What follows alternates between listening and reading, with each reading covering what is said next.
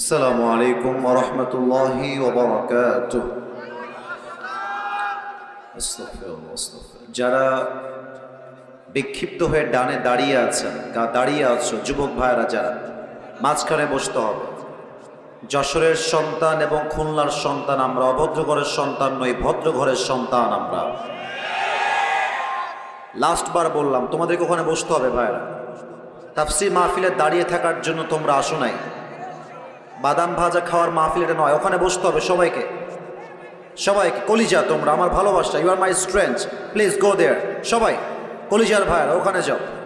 পেছনে কিছু জায়গা ফাঁকা দেখা যাচ্ছে, বিক্ষিপ্ত করে দাঁড়িয়ে থাকা যাবে না, মেহেরবানি করে। Take your own seat. সবাই পেছনের দিকে, পেছনে জায়গা আছে কিছু। আমার কলিজার টুকরা প্রিয় ভাইরা, আমি সালাম দিয়েছি, তবে হয়তোবা অনেকে অনেক চিন্তায় ব্যস্ত ছিলেন, এর জন্য অনেকে আমার সালামের জবাবটা নিতে পারেন নাই। এই জন্য আমি আবার সালাম দিয়ে আমি আমার আরবি খুতবা শুরু করতে চাই। আসসালামু আলাইকুম ওয়া রাহমাতুল্লাহি ওয়া বারাকাতুহু। ইন্নাল হামদালিল্লাহি নাহমাদুহু ওয়া নাস্তাঈনুহু ওয়া নাস্তাগফিরুহু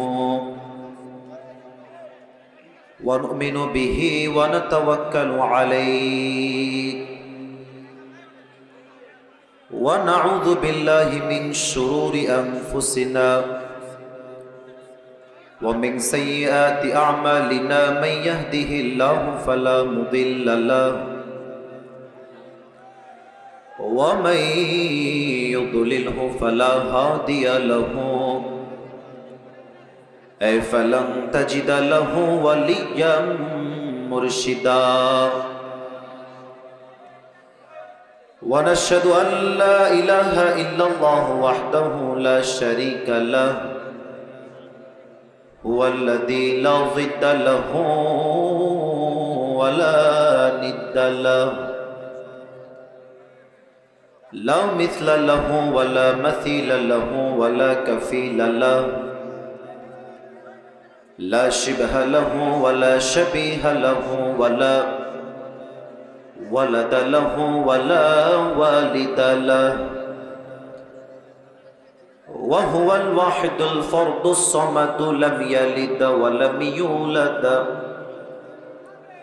ولم يكن له كفوا أحد ونشهد أن سيدنا ونبينا وحبيبنا وحبيب ربنا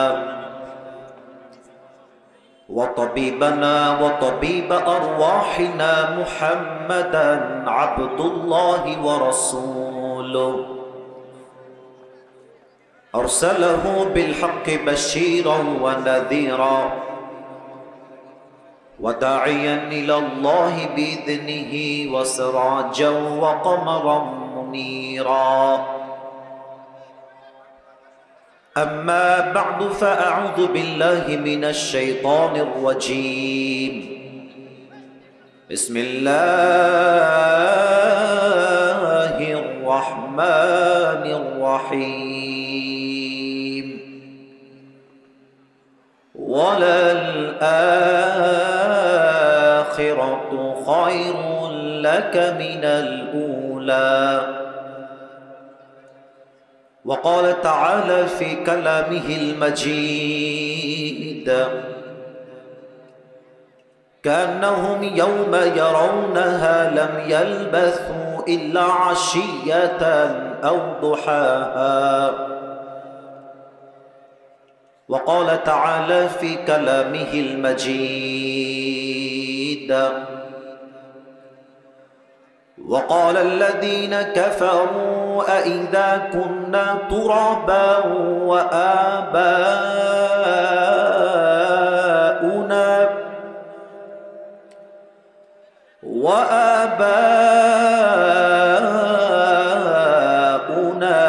أئنا لمخرجون وقال تعالى في كلامه المجيد قل الله يحييكم ثم يميتكم ثم يجمعكم إلى يوم القيامة لا ريب فيه ولكن أكثر الناس لا يعلمون. وقال تعالى في كلامه المجيد فمن يعمل مثقال ذرة خيرا يره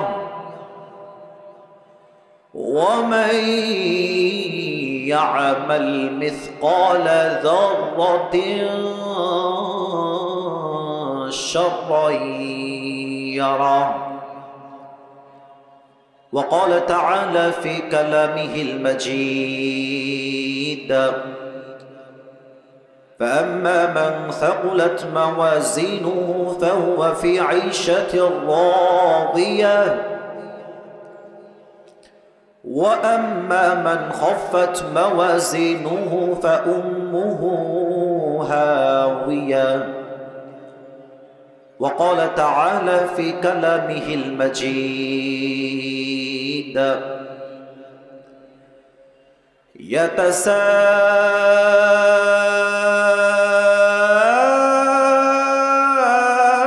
يتساءلون عن المجرمين ما سلككم في سقر قالوا لم نك من المصلين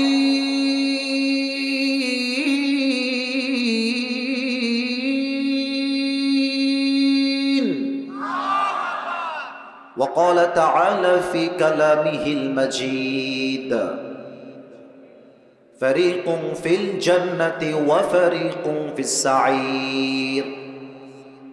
وقال تعالى في كلامه المجيد لا يستوي أصحاب النار وأصحاب الجنة أصحاب الجنة هم الفائزون.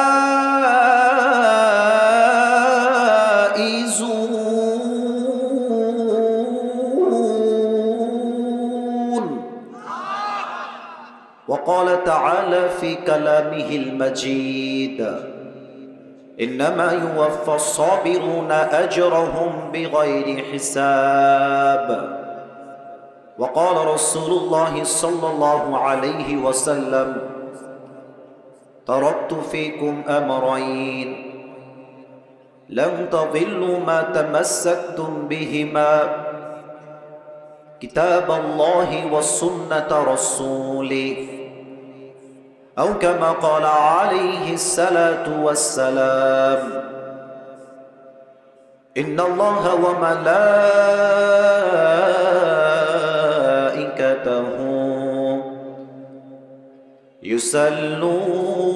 يصلون على النبي يا أيها الذين آمنوا صلوا عليه وسلموا تسليما. اللهم صل على محمد وعلى آل محمد كما صليت على إبراهيم وعلى آل إبراهيم إنك حميد مجيد. আস্তাগফিরুল্লাহ। আমাদের আজকের এই প্রোগ্রাম ধোপাদি গ্রাম সবুজবাগ ও পোড়াবাড়ি সহ সর্বস্তরের জনগণের উদ্যোগে আজকের এই 4 দিনব্যাপী 16তম ঐতিহাসিক তাফসীরুল কোরআন মাহফিল। সাউন্ড সিস্টেমে কে আছে? ডানে আছে না বামে আছে? অনেক ভালো সাউন্ড। আর একটু বেস বাড়াই দেন, যুবকদের কথা বুঝতে কোনো সমস্যা না হয় আজকে মাহফিল একটু বাড়াই দেবেন। আমাদের আজকে এই প্রোগ্রাম, আজকে আমাদের শেষ দিন। গতকাল এসেছিলেন আমাদের সকলের প্রিয় মুফাসসির কোরআন মাওলানা আব্দুল্লাহ আল আমিন ঢাকা। আমি দোয়া করে দেই গত 3 দিন যারাই তাফসির মাহফিল করেছেন, আল্লাহ সকল মুফাসসিরকে ইসলামের খাদিম হিসেবে কবুল এবং মঞ্জুর করুক। পড়েন সবাই আমিন। এবং যারা আমরা তাফসিরগুলো শ্রবণ করেছি, আল্লাহ সবাইকে সে অনুযায়ী আমল করার তৌফিক দান করুক। পড়েন সবাই আমিন। আমাদের আজকে এই প্রোগ্রাম, আপনাদের শুকরিয়া যে আপনারা আমাকে শেষ দিনের প্রধান আলোচক রেখেছেন, শুকরিয়া, জাযাকাল্লাহ খায়র, জাযাকুমুল্লাহ খায়র। মূল কথা হচ্ছে প্রিয় ভাইয়েরা, ছোট্ট একটা কথা বলছি আজকে, যেটা আমি সব জায়গায় বলি না, খুবই কম বলি, তবে আজকে বলছি। এর একটা বিশেষ কারণ আছে। এই ডেটটা আসলে শুরুতে আমার কাছে নেওয়ার মতো কোনো সুযোগ ছিল না। এই ডেটটা আমি অনেকবার না বলেছি, না নেওয়ার জন্য বিশেষ কিছু কারণের কারণে। তো আমাদের একজন ডাক্তার আছেন, আপনাদের সকলের কমিটির পরিচিত, উনি আমাকে যোগাযোগ করলেন, যিনি আজহারী সাহেবকেও নিয়ে এসেছিলেন খুলনা এবং তার পাশেই তিনি ছিলেন, পরিচয় দিলেন। ঠিক তখন সেই মুহূর্তে আমি ঢাকাতে ছিলাম। আমি ডেটটা সেই মুহূর্তে ওনার আবদারে অনুরোধ আমি কনফার্ম করলাম সেই দিন। এটা অনেক দিন হয়ে গেছে, প্রায় 8-10 মাস আগের কথা। তো প্রিয় ভাইয়ারা, ছোট্ট একটা কথা বলছি, শুনতে এটা আমার জন্য তিতা, এটা আপনাদের সবার জন্যই তিতা শুনতে। আমাদের বাংলাদেশে আজকে যোগ্য আলেমের চাইতে ভাইরাল ব্যক্তির দাম বেশি বেড়ে গিয়েছে। এটা বড্ড খারাপ জিনিস। আমাদেরকে আপনারা খুব বেশি দাম দেন, এটা ঠিক না। আপনাদের উচিত যোগ্য আলেম, যোগ্য ব্যক্তিকে সবচেয়ে বেশি রেসপেক্ট দেওয়া। সমস্যা কোথায় হয়ে গেছে জানেন? সমস্যা কোথায়? আমাদের বাংলাদেশের মানুষ এখন আলেমকে জাস্টিফাই করে, জাজ করে তার ইউটিউব এবং ফেসবুকের ভিউয়ের মাধ্যমে। তারা ভাবে যার ইউটিউবের যত সাবস্ক্রাইবার, যার ফেসবুকে যত ফ্যান ফলোয়ার্স, সে হচ্ছে বাংলাদেশের সবচেয়ে বড় গ্রহণযোগ্য ব্যক্তি। সেই সূত্রে আমি একটা কথা বলতে চাই, ফ্যান ফলোয়ার্স বেশি হওয়াই যদি একজন ব্যক্তির কাবিলিয়াত, ইস্তেআদাদ তথা যোগ্যতার প্রমাণ হতো, আমার চোখে হিরো আলমের মতো সফল বাংলাদেশের দ্বিতীয় কেউ হতে পারে না। এই ট্র্যাডিশনটাকে চেঞ্জ করা, আমি বড্ড অবাক হয়ে যাই। আমি যদিও অনেক বড় বড় মাহফিল আল্লাহ আমাকে করার সুযোগ দিয়েছেন, আমি অবাক হয়ে যাই মাদ্রাসার বড় বড় আলেম, শেখুল হাদিস, বিভিন্ন মাদ্রাসায় দাওরায় হাদিসের ক্লাস নেয়, তিরমিজি শরীফ পড়ায়, আবু দাউদ পড়ায়। আমার স্টেজে চেয়ার নাই, নিচে বসে বসে ওয়াজ শুনি। মারাত্মক বেয়াদবি এটা। তাদের ছাত্র হওয়ার যোগ্য আমি। এগুলো খেয়াল রাখবেন। বড় আলেম আসলে চেয়ার দিবেন, সম্মানের জায়গায় রাখবেন, মাথায় রাখবেন, যদি আপনারা আলেমদেরকে যথাযথ সম্মান দেন, তবেই আগামীর বাংলাদেশ ইসলামের বাংলাদেশ হবে। এজন্য প্রিয় ভাইয়েরা, যারা আজকের মাহফিলে অ্যাটেন্ড করেছেন, আমি বুঝতেছি আজকের শেষ দিন, আপনাদের সকলের চাহিদা, ভালোবাসা, ভরসা আমার দিকে, আমি জানি, এটা আমি বুঝি। তবে আপনারা আমার দিকে ভাইরাল ব্যক্তি, হুজুর খুবই ফেমাস, আসিফ হুজুরকে সব জায়গায় পাওয়া যায়, হুজুরকে দেখে আসবো না, এই চিন্তা করা যাবে না। আখলিস দীনাকা ইয়াকফিকা আল আমালুল কলিল, নিয়তকে ঠিক করা। আজকে আমরা কেউ আসিফ হুজুরের চেহারা দেখার জন্য আসি নাই। আজকে আমরা এসেছি হেদায়েতের বাণী শুনে নিজের জীবনকে পরিবর্তন করতে। রাজি আছেন তো সবাই ইনশাআল্লাহ? আল্লাহ আমাদের সবাইকে সেই তৌফিক দান করুক। পড়েন সবাই জবান খুলে আমিন। আচ্ছা, একটা কথা জিজ্ঞেস করতে চাই, একটু আমার কনফিউশন চলছে, আপনারাই আমাকে উত্তর দিলে কনফিউশন দূর হয়ে যাবে। এটা কি খুলনার মধ্যে না যশোরের মধ্যে? যশোর। আচ্ছা, এখানে লেখা আছে তো খুলনা বিভাগের সর্ববৃহৎ তাফসিরুল কোরআন মাহফিল। খুলনাটা দেখে আমার মনে একটা ভালোবাসা জন্মায় সবসময়, কারণ আমার জন্ম কিন্তু খুলনাতে। এটা কি আপনারা জানেন? অনেকে জানেন, অনেকে জানেন না। আমি কিন্তু খুলনার ছেলে। I was born in Khulna. My father was born in Khulna. And my mother also was born in Khulna. আমার 14 গোষ্ঠী খুলনা। এবং আমরা আমাদের যে নানা বাড়ি দাদা বাড়ি সবার বাসা খুলনায়। আমার ফুফুর বিয়ে হয়েছেও খুলনায়, আমার ফুফার বাড়িও খুলনায়, নানির বাড়িও খুলনায়, দাদির বাড়িও খুলনায়। তো আমি যখন যশোরে এবং খুলনায় মাহফিল করতে আসি, আমি তো এটা প্রাউডলি বলি যে আমি শুধুমাত্র খুলনার সন্তান নই, আমি যশোরেরও সন্তান। কারণ খুলনা বিভাগের মধ্যেই যশোরটা পড়ে। তো আজকের মাহফিলে আসতে পেরে নিজেকে বড্ড লাকি মনে করছি, খুশনসিব মনে করছি।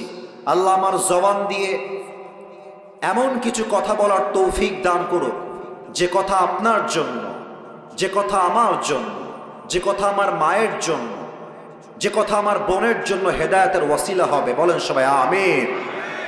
সবাই একটু আমার দিকে তাকাবেন। Look at my right hand. আমার ডান হাতটা সবাই দেখবেন। বলেন তো এই কিতাবটার নাম কি? এটা যশোরের সাউন্ড হয় না, সো সরি। যশোরে কিন্তু আমি আজকে বিকালেও মাহফিল করেছি, একদম বিকালে।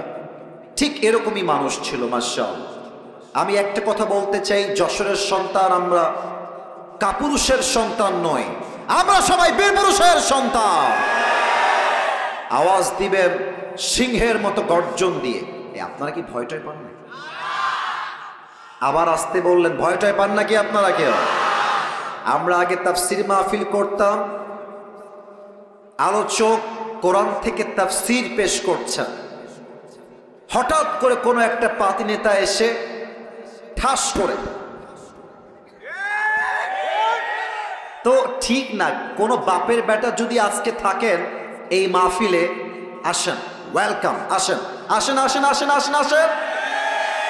আপনার পিঠের চামড়া একটাও থাকবে না যশোরের ভাড়া আমার। কোনো ভয় নাই। আমার হাতের দিকে তাকিয়ে বলেন কিতাবটার নাম আল কোরআন। ভূমিকায় কিছু গভীর কথা বলার চেষ্টা করছি, মেহেরবানি করে মনোযোগটা ডানে বামে নয়, সোজা কনসেন্ট্রেট অন দিস লেকচার। পরিপূর্ণ মনোযোগ দিয়ে শুনবেন। কিছু প্রশ্ন করছি, উত্তর দিবেন। বলেন তো সবাই, দুনিয়াতে আসার পূর্বে আমাদের সকলের রূহ বা আমরা সবাই জাহান্নামে ছিলাম না জান্নাতে ছিলাম? ডানে তোমরা কথা বলছো না, আমি কিন্তু সব খেয়াল করি। আমি কিন্তু নতুন না মাহফিলে, ঠিক আছে? তোমরা নতুন নতুন, আমি বুঝতেছি। কথা বলতে হবে। আবার বলবো, সবাইকে প্রশ্ন উত্তর দিবেন বাঘের মতো, সিংহের মতো গর্জন দিয়ে। মুসলমানদের আসল বাসা জাহান্নামে ছিল না জান্নাতে ছিল? জান্নাতে, in the paradise. It was in the paradise. এটা জান্নাতে ছিল। সেকেন্ড প্রশ্ন সবার জন্য, আমাদের আদি পিতা, প্রথম পুরুষ, যিনি দুনিয়ায় প্রথম এসেছেন অ্যাজ এ প্রফেট, নবী হিসেবে, আমাদের প্রথম নবী, প্রথম পুরুষ, তার নাম কি বলেন সবাই? ডানে কিন্তু আবার উত্তর আসে নাই। আবার বলেন সবাই, নাম কি? কথা বলতে হবে আমার সাথে। আদম আলাইহিস সালাতু ওয়াস সালাম। আপনারা সবাই জানেন যে আদম আলাইহিস সালাতু ওয়াস সালাম একটা নিষিদ্ধ গাছ থেকে ফল খেয়েছিলেন। এজন্য আল্লাহ তাআলা তাকে দুনিয়াতে পাঠিয়েছিলেন।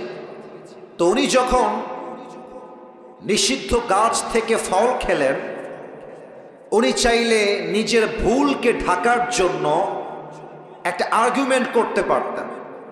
আল্লাহকে বলতে পারতেন যে আল্লাহ এই এক্সকিউজ, আল্লাহ এই ভুল, সেই বাহানা, ওই বাহানা। He didn't make any excuse. তিনি কোনো বাহানাই তৈরি করেন না, উনি সোজা বলছেন, রব্বানা যালামনা আনফুসানা ওয়া ইল্লাম তাগফির লানা ওয়া তারহামনা লানাকুনান্না মিনাল খাসিরিন। ও আল্লাহ, I have made a mistake. আল্লাহ, আমার ভুল হয়ে গেছে। তুমি যদি আমাকে ক্ষমা না করো, আর দয়া না করো, মায়া না করো, আমি তো ক্ষতিগ্রস্তের শামিল হয়ে যাব। সঙ্গে সঙ্গে আল্লাহ তাআলা বললেন, আদম, আমি তোমার ভুল, আমি তোমার অন্যায়কে মাফ করে দিলাম। সবাই পড়েন সুবহানাল্লাহ। উনি দুনিয়ায় আসলেন। এবার খুব ভালো করে বোঝেন, আমাদের আসল বাসা ছিল জান্নাতে, আমরা এসেছি দুনিয়াতে। আমরা যেন পথভ্রষ্ট না হয়ে যাই, পথ ভুলে না যাই, আল্লাহ বললেন আমার বান্দাদেরকে পথ ঠিক রাখার জন্য, রাইট ইনস্ট্রাকশন দেওয়ার জন্য আমি আল্লাহ দুনিয়াতে দুইটা জিনিস পাঠাবো। Look at my two fingers, দুইটা আঙ্গুল দেখে বলবেন কয়টা জিনিস? আব্বাজান আপনারা একটু কথা কইয়েন আমার সাথে, আপনারা আমার ভালোবাসার মানুষ, কথা কতি হবে আমার সাথে, বলেন সবাই কয়টা? এক হচ্ছে নবী, দুই হচ্ছে কিতাব। ওকে, লেটস রিপিট এগেন। আবারও বলবো, আমি এক নাম্বার, আপনারা বলবেন দুই নাম্বার। এক হলো নবী, দুই হলো, আবার এক হলো নবী, দুই হলো কোরআন বা কিতাব। কিতাব হচ্ছে মোট আসমানি কয়টা? চারটা। তার মধ্যে একটা কিতাব যে নাজিল হওয়ার পর থেকে from beginning to the last nothing has changed in this কিতাব, একটা অক্ষর আজ অব্দি পরিবর্তন হয় নাই। কিতাবটার নাম আল কোরআন। আল্লাহ তাআলা এই কোরআনে কি বলছে খুব ভালো করে বলছেন। 4 নাম্বার পারা, 2 নাম্বার। এই যে সোনামণি, আওয়াজ করা যাবে না এখানে। ভলান্টিয়ার্স কে আছে? ভলান্টিয়ার্স কারা এখানে? আওয়াজ করা যাবে না, একদম না। এখানে অনেকগুলো মিডিয়ার ভাইরা দূর থেকে আসছে, আমি দেখতে পাচ্ছি। এটা পরে যশোরের বদনাম হয়ে যাবে। মিজানুর রহমান আজহারি হুজুর যশোরে মাহফিল করে গেছেন পুলের হাটে। আমি যখন ওয়াল্লাহি আল্লাহর কসম করে বলছি, এই মাহফিলের ফুটেজ যখন আমার চোখের সামনে এসেছে, আমি বলতে বাধ্য হয়েছি যশোরের মাটি হলো ইসলামের ঘাটে। আজহারি সাহেব জীবন হয়তো অনেক বড় মাহফিল করবেন, এটা হয়তো বা হতে পারে, বাট উনি যশোরের মাহফিল কখনো ভুলবেন না ইনশাআল্লাহ। আপনারা সেই মানুষ, মেহেরবানি করে একদম টু শব্দ করবেন না আমার কথা ছাড়া। আল্লাহ তাআলা বলছেন, দলিলটা আবারও বলছি, 4 নাম্বার পৃষ্ঠা, 4 নাম্বার পারা, 2 নাম্বার পৃষ্ঠা। আল্লাহ তাআলা বলছেন, ওয়াতাসিমু বিহাবলিল্লাহি জামিআন ওয়া লা তাফাররাকু ওয়া you believed, hold this Quran, hold this rope. দেখেন তো আল্লাহ কি বলছেন, এটা হচ্ছে একটা কিতাব। আল্লাহ বলছেন এটা হচ্ছে একটা রশি। আমি বলেছি না কে বলেছে? এখন প্রশ্ন হতে পারে যে আল্লাহ কোরআনকে রশি বললেন কিসের জন্য? প্রশ্ন হতে পারে কি পারে না? পারে। রশি কেন বললেন বোঝার জন্য আমার এক্সাম্পলটা ফলো করেন। উদাহরণ দিচ্ছি একটা। আপনাদের খুলনা বা যশোরে কোনো কুয়ার ভেতরে আমি আসিফ যদি উল্টে পড়ে যাই, আপনারা আমাকে তোলার জন্য খাম্বা বাঁশ নিয়ে আসবেন না রশি নিয়ে আসবেন? এই যে আমার ভাইরা, তোমরা খুবই অ্যাক্টিভ মাশাআল্লাহ, বাট এরা অ্যাক্টিভ না, আমি জানি না কেন। তোমরা কি তওবা করে এসেছো যে কথা বলবো না আজকে? টক উইথ মি প্লিজ, আমার সঙ্গে কথা বলতে হবে। বলেন সবাই, কুয়ায় যদি কেউ পড়ে যায় ওঠার জন্য বাঁশ নিবেন না রশি নিবেন? রশি নিবেন। রশি শুধুমাত্র নিলেই হবে না, রশির মধ্যে 2টা শর্ত লাগবে। আব্বাজান আমারে শুনতে হবে, 2খান শর্ত লাগবে। কয়খান? 2টা শর্ত লাগবে। এক, রশি হতে হবে মজবুত। রশি যদি ঢিলা হয়ে যায়, পচা হয়ে যায়, যারে আপনি টান দিবেন রশি ছিঁড়ে যাবে, সে উল্টে পড়ে দাঁত মাত সব ভেঙে যাবে, ঠিক কিনা বলেন? রশি মজবুত হতে হবে। এবার দেখেন 2 নাম্বার শর্ত, রশি ধরে যিনি টান দিবেন তার হাত শক্তিশালী হওয়া লাগবে। কারণ হাত যদি শিথিল হয়ে যায়, আপনি যখন রশি ধরে টান দেবেন না, আপনার হাত থেকে রশি ছুটে যাবে, ওই মানুষটা উল্টে পড়ে দাঁত আবার সব ভেঙে যাবে, ঠিক কিনা বলেন? যিনি ধরবেন হাত হওয়া লাগবে মজবুত, আর যে রশি আপনি ফেলবেন রশিও হওয়া লাগবে মজবুত।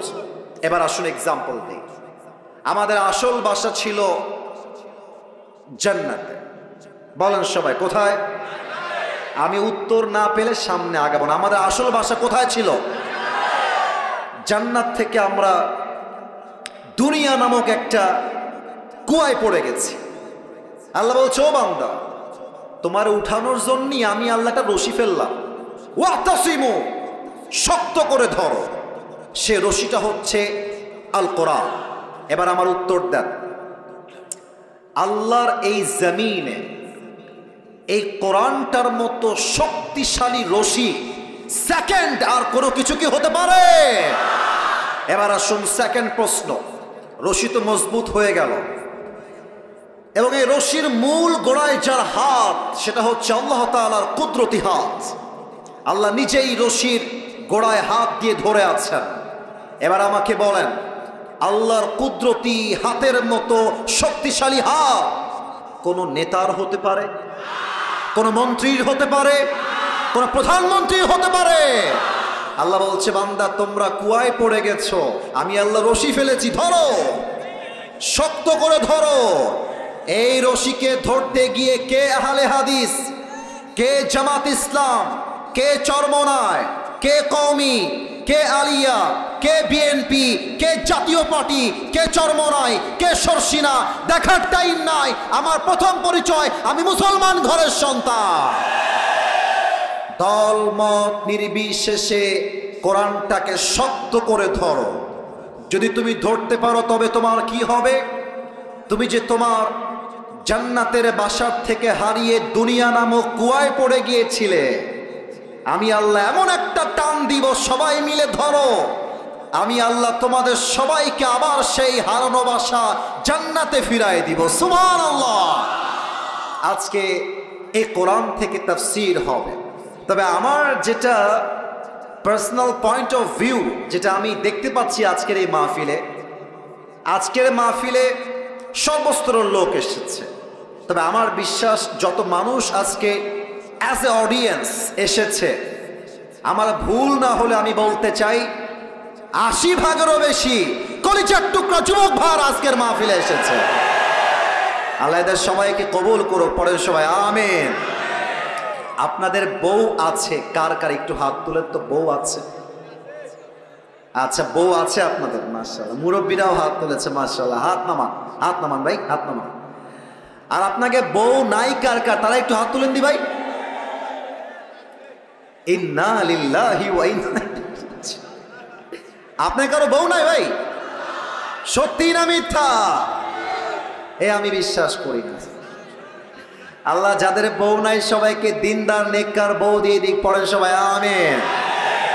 আমি একটা কথা মাঝে মাঝে মজা করে বলি, যদিও আজকের মাহফিলে অনেক আলেম ওলামা, মাদ্রাসার ছাত্র, মাশায়েখ এবং অনেক মুরব্বী আব্বা জানরা এসেছেন, তবুও আমি বলছি লজ্জাকে গুল্লি মেরে, যুবকদের চরিত্র ঠিক হবে কম্বল দিয়ে না, ল্যাব দিয়ে না, একমাত্র বউ দিয়ে যুবকদের চরিত্র ঠিক হবে। আব্বা যে বোঝে না কিসে শুনি, তা আমি নিজেও বুঝি না। আব্বা বুঝতেই চায় না। আব্বা খালি কয় তোরে নিজের পায়ে দাঁড়াতে হবে আগে। আব্বা যান, নিজের পায়ে দাঁড়াবে একদিন, বাট যে অন্যায় আপনার যুবকটা করছে, এই অন্যায়ের দায়ভার বড় মারাত্মক হবে। আর আগামীতে আসছে বিশ্ব নির্লজ্জ ভালোবাসা দিবস। আমার স্পষ্ট পয়গাম যশোরের মাহফিলে, ভালোবাসার দিবসের নামে যে বেহায়াপনা বাংলাদেশে চলছে, এই দিনে কোনো মেয়ে আপনার বাড়ির থেকে বাহিরে বের হতে পারবে না। স্পষ্ট ভাষায় আমার কথা, ভালোবাসার দিবস কোনো মুসলমানদের দিবস নয়, এটা খ্রিস্টানদের দিবস, এটা কাফেরদের দিবস। আমাদের ভালোবাসার জন্য কোনো দিন লাগে না, আমাদের প্রত্যেক দিনই হচ্ছে ভালোবাসার দিন। প্রত্যেকটা মুহূর্তেও ভালোবাসা দিয়ে এনজয় করতে চাই, ঠিক কিনা বলেন? তবে হারাম ভালোবাসা নয়, হালাল ভালোবাসা, ঠিক কিনা? আসুন আমরা 3টা তাকবীর দেই আল্লাহর নামে। 3টা তাকবীর শেষ হয়ে গেলে আমি আমার মূল আলোচনার বিষয়বস্তুতে ফিরে যাব। প্রথম তাকবীর দিবেন আমার প্রিয় আব্বাজান যারা এসেছেন এবং বিবাহিত যারা এসেছেন তারা। তবে বিবাহিত ভাইদেরকে বলবো, তাকবীর দেওয়ার আগে গলাটা একটু খাকায় ঠিক করে নিতে হবে ভাই। সবাই একখান কাশি দিন দেখি। বিবাহিত ভাইয়ারা তাকবীর দিবেন, সিঙ্গেলরা চুপ থাকবেন। বিবাহিত ভাইয়ারা, দেখা যাক আজকে কারা জিতে, কাদের গায়ের জোর কত বেশি। I would like to test everyone. সবাইকে আমি পরীক্ষা করে দেখতে চাই। প্রথম তাকবীর দিবেন বিবাহিত ভাইয়ারা। সিঙ্গেলরা চুপ থাকবা। বিবাহিত ভাইরা আমার সঙ্গে তাকবীর দিবেন। নারে তাকবীর। বিবাহিত ভাইরা তাকবীর দিয়েছে, মাশাআল্লাহ। হ্যাঁ, বস বস বস। বিবাহিত ভাইরা এবার তাকবীর দিলেন, খুব ভালো হয়েছে, অনেক ভালো হয়েছে, মাশাআল্লাহ। এবার সিঙ্গেলদের পালা। সিঙ্গেলরা একটু জবান খুলে কাশি দাও। আল্লাহ জানে কারা জিতে আজকের এই মাহফিলে। দেখা যাক। মুরব্বী এবং বিবাহিত ভাইয়েরা চুপচাপ থাকবেন। এই মুহূর্তে আমার কলিজার টুকরা সিঙ্গেল ভাইয়েরা তাকবীর দিবেন। সিঙ্গেল ভাইয়েরা তাকবীর দাও। নারে তাকবীর। বিবাহিত ভাইয়েরা আমাকে মাফ করে দিয়ে, আই এম সো সরি। আজকে আমার সিঙ্গেল ভাইরাই জিতেছে, তারা পাস করেছে, ঠিক কিনা বলে? এই ওদেরকে এভাবে ধমক দিও না, ওরা আমার কলিজার টুকরা। এই যে সাদা পাঞ্জাবি, দরকার নাই, দরকার নাই, যান যান, দরকার নাই। ওরা আমার ভালোবাসা, ওদের কষ্ট দেওয়া যাবে না। থাক থাক, ওরা ওখানেই থাক। তোমরা আওয়াজ করবো না, তাহলেই হবে। আমি তোমাদের সাথে আছি। যুবকদেরকে কেউ না বুঝলেও আমি আসিফ হুজুর কিন্তু বুঝি যুবক ভাই। এবার আমরা সবাই মিলে একটা তাকবীর দিব। একটা তাকবীরের ঠেলায় আমি আসিফ হুজুর স্টেজ ভেঙে উল্টে পড়ে যাব। দেখা যাক কত জোরে আপনারা তাকবীর দিতে পারেন। শেষ তাকবীর, সবাই একটা কাশি দেন দেখি। নারে তাকবীর। আল কোরআনের আলো, আল হাদিসের আলো, কোরআন হাদিস যেখানে, আলেম ওলামা যেখানে, যশোরবাসী যেখানে। আপনাদের স্লোগান প্রমাণ করলো আমার সামনে যারা বসে আছে একটাও বিড়ালের বাচ্চা নয়, সব সিংহের বাচ্চাগুলো আমার সামনে বসে আছে। আল্লাহ যেন কবুল করে, পড়েন সবাই আমিন। আজকের এই মাহফিলে আমাদের আলোচনা সেন্ট্রাল থিম বা সাবজেক্ট ম্যাটার হলো the life of hair after, পরকালের জীবন। আমার প্রিয় যশোরের ভাইরা, আমাকে উত্তর করতে হবে, দুনিয়ার জীবন না পরকালের জীবন? কি একটা অবস্থা, আওয়াজ কমে যায় কেন রে বাবা? দুনিয়ার জীবন না পরকালের জীবন? আর একটা কথা কতি আমি বাধ্য হচ্ছি ভাই, কেউ যদি আমার মাহফিল থেকে উঠে যান, আমি কিন্তু মারাত্মক লেভেলের ধমক দিব আপনাকে। আমার মাহফিলে আসা যাবে, বসা যাবে, ওয়াজ শোনা যাবে, উঠে যাওয়া যাবে না। খবরদার, কাউকে যেন আমি আমার ডান বাম সামনে থেকে উঠে যেতে না দেখি।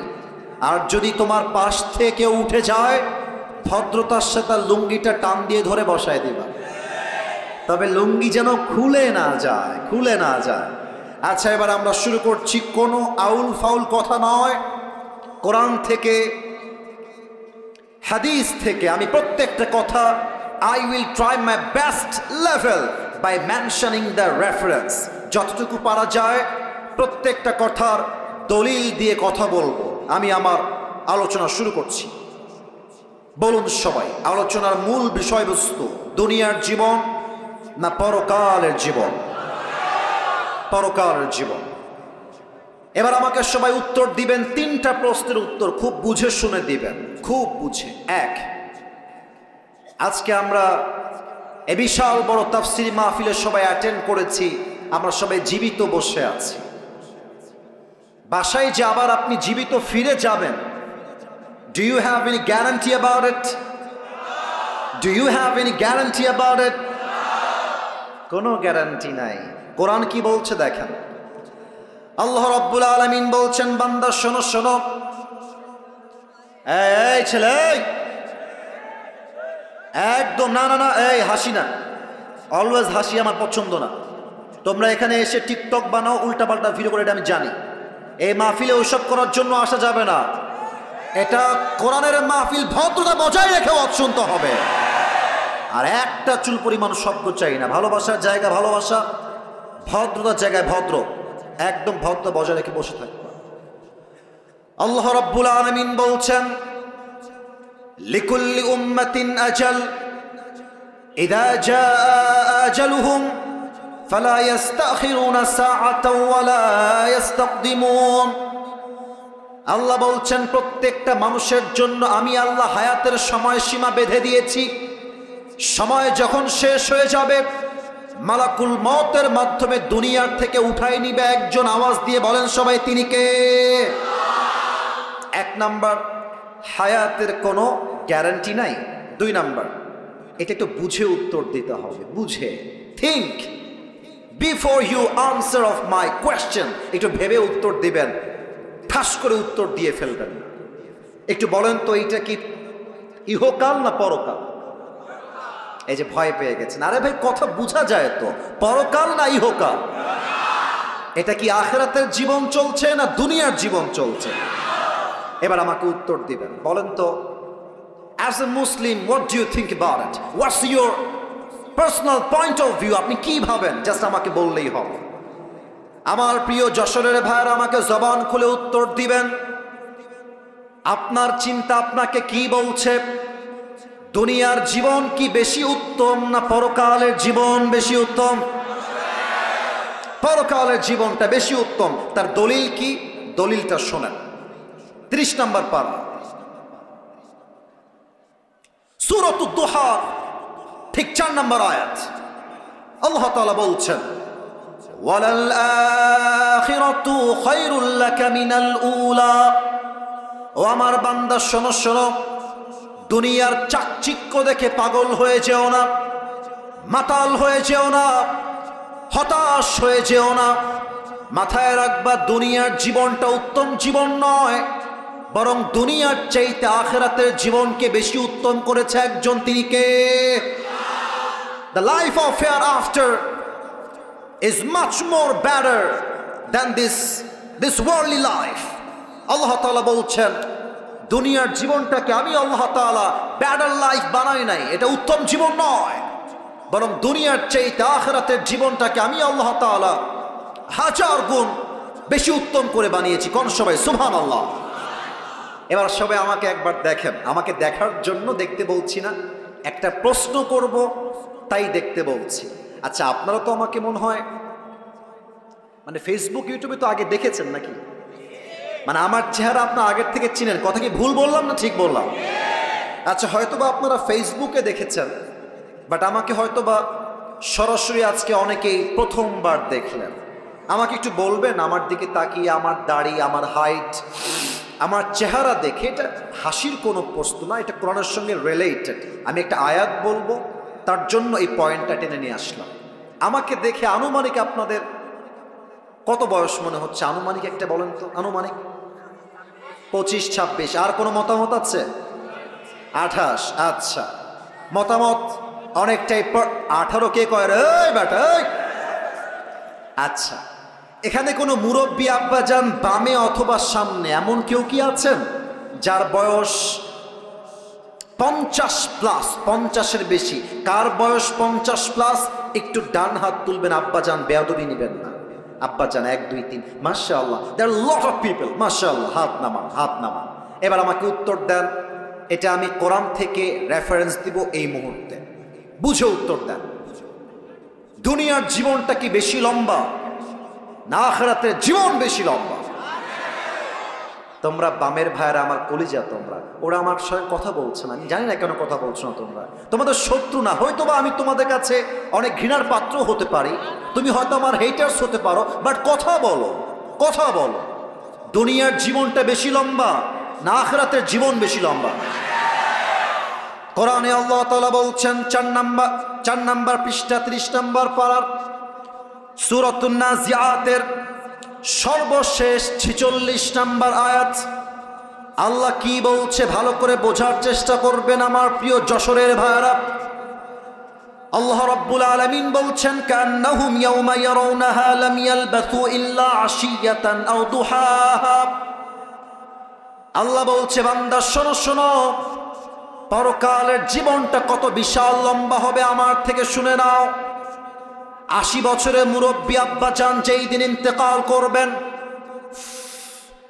100 বছর যে মুরব্বীর বয়স, এ মুরব্বী যেই দিন ইন্তেকাল করে দুনিয়ার থেকে বিদায় নিবে, যখন তার পরকালের জীবনটা শুরু হবে, মুরব্বী দেখবে পরকালের জীবনটা huge long, it's very long, এত লম্বা সময় পরকালের জীবনটা হবে। সে ডাক দিয়ে বলবে, আল্লাহ, আমার কাছে মনে হচ্ছে আমার দুনিয়া 80 বছরের জীবন, 100 বছরের জীবন, আখিরাতের কাছে it is just like on morning or on evening. পুরো 100 বছরের জীবনটা পরকালে যাওয়ার পরে একটা সকাল কিংবা সন্ধ্যার মতো মনে হবে। আল্লাহু আকবার, how much long time it is, could you imagine that? কতটা লম্বা সময় হবে পরকালের জীবন।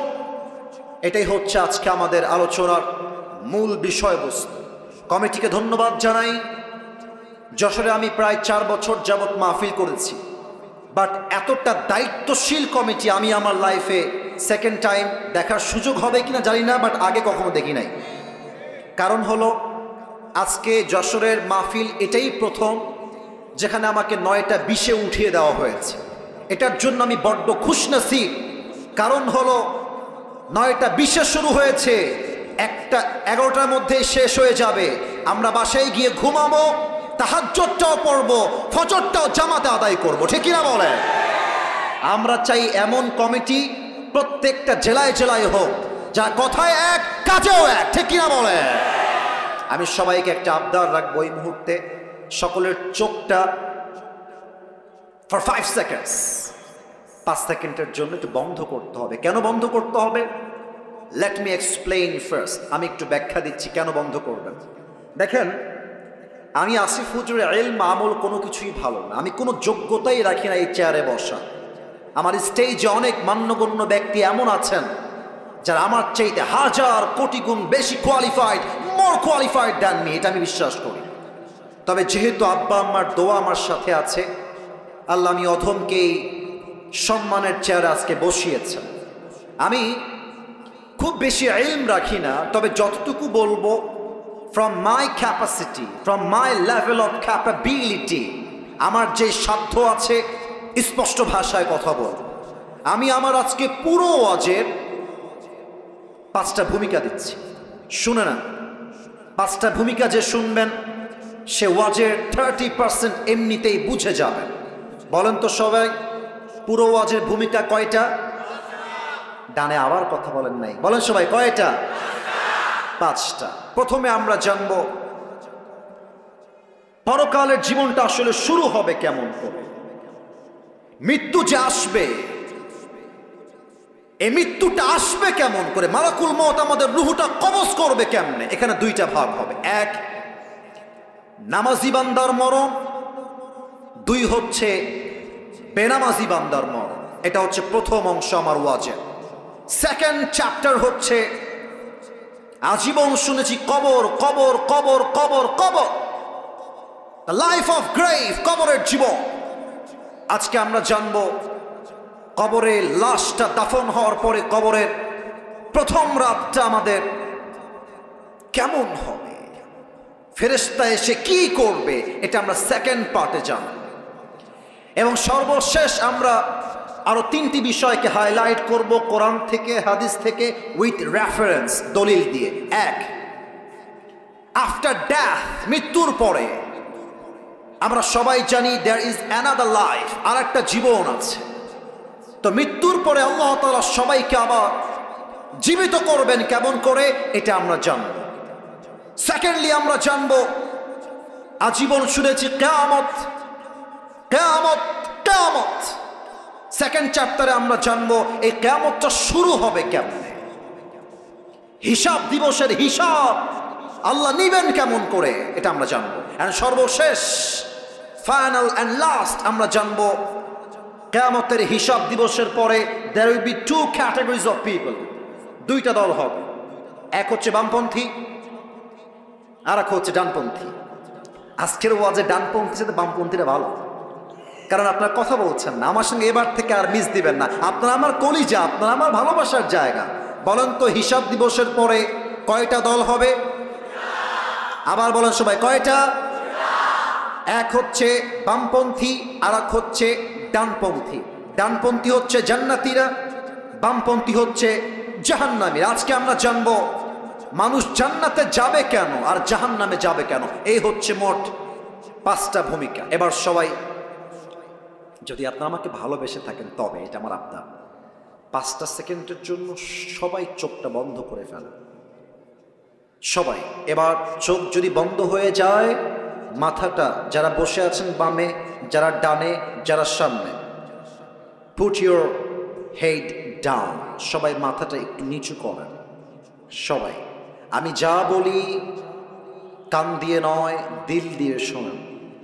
চোখ বন্ধ, মাথা নিচে। আমি কাউকে ধোয়াচ্ছে, সবাইকে আমি বলবো just for 5 seconds think about your death. আপনি আপনার মৃত্যু নিয়ে ভাবেন। আপনি ভাবেন যে আগামীকাল ফজরের নামাজের পরে আপনার জানাজা অনুষ্ঠিত হচ্ছে, আগামীকাল থেকে আপনার কবরের জীবনটা শুরু হয়ে গেছে। Just think like this for 5 seconds। 5টা সেকেন্ডের জন্য মৃত্যুকে নিয়ে একটু স্মরণ করেন। আমি গুনছি 1 থেকে 5। 1, 2, 3, 4, 5। কলিজার টুকরা যশোরের ভাইরা, চোখ খুলেন, মাথা উঁচু করেন। কলিজার ভাইরা, আপনারা আমার প্রাণপ্রিয় ভাইরা, এবার আমার চোখে চোখ রাখেন। দেখেন, পরকালের জীবনটা শুরু হবে মৃত্যুর মাধ্যমে। and there are 2 kind of death। মৃত্যু হচ্ছে 2 প্রকার। Number 1, the death of people those who perform the salah। এক হচ্ছে নামাজি বান্দার মরণ। নাম্বার 2 হচ্ছে the death of people those who do not perform the salah। Second হচ্ছে বেনামাজি বান্দার মরণ। নামাজি বান্দার মরণ কত সুন্দর হবে, আমি হাদিস থেকে শুরু করছি। আল্লাহর হাবিব বলেছেন, নামাজি বান্দার সামনে যখন মালাকুল মওত আসবে, তার দেহের গায়ের রং হবে সাদা ধবধবে ফর্সা। তার গায়ে থাকবে বিশাল লম্বা একটা সাদা জুব্বা, দেখতে হবে তাগড়া যুবক। তার মুখে থাকবে লম্বা লম্বা চাপদাড়ি। He will be look like a very young and smart handsome person। দেখতে অসাধারণ চেহারা হবে তার। নামাজি বান্দার সামনে দাঁড়িয়ে যাবে। ও আব্বা যান, ও ভাইয়ের কথা কি বোঝা যায় নাকি যায় না? দাঁড়িয়ে যাবে নামাজি বান্দা, এটা কিন্তু বেনামাজি না, নামাজি বান্দা। দাঁড়িয়ে কি বলবে দেখেন, হে নামাজি বান্দা, ইয়া আইয়াতুহান নাফসুল মুতমাইন্না উখরুজি ইলা মাগফিরাতিল্লাহি ওয়া রিজওয়ানি। এই নামাজি বান্দা, আসো, বের হও, বের হও। কোথায় যাব আমি? কোথায় নিয়ে যাবেন আমাকে? ইলা মাগফিরাতিল্লাহি ওয়া রিজওয়ানি। আসো, আল্লাহর ক্ষমা আর জান্নাত তোমার অপেক্ষমান রয়েছে। না, এটা যশোরের সুবহানাল্লাহ হয়নি। আরেকবার কোন সুবহানাল্লাহ। আপনারা সবাই আল্লামা দেলোয়ার হোসেন সাইদি হুজুরের নাম শুনেছেন না? আপনাদের কলিজার টুকরা আমি জানি, মুরব্বীদের কলিজা আমি জানি।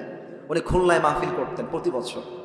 আমার আব্বা আমাকে বলে যে আব্বা, আমার আব্বা কিন্তু এখনো খুলনার ভাষাতেই কথা বলে, আমার বাবা অন্য কোনো ভাষা পারেই না। আমাকে বলে আব্বা, যখন সাইদি সাহেব আসতেন, মুরব্বী, দাড়ি পেকে গেছে, দাঁত ভেঙে গেছে, সাইকেল চালিয়ে চালিয়ে সাইদি সাহেবের মাহফিল শুনতে যেতেন। আমার আব্বা নিজে না খেয়ে সাইকেল চালিয়ে যেতেন। কাকে বলে কোরআন, কাকে বলে ভালোবাসা, এটা সর্বপ্রথম আমরা আল্লামা দেলোয়ার হোসেন সাইদি হুজুর থেকে শিখেছি যুবক ভাইরা।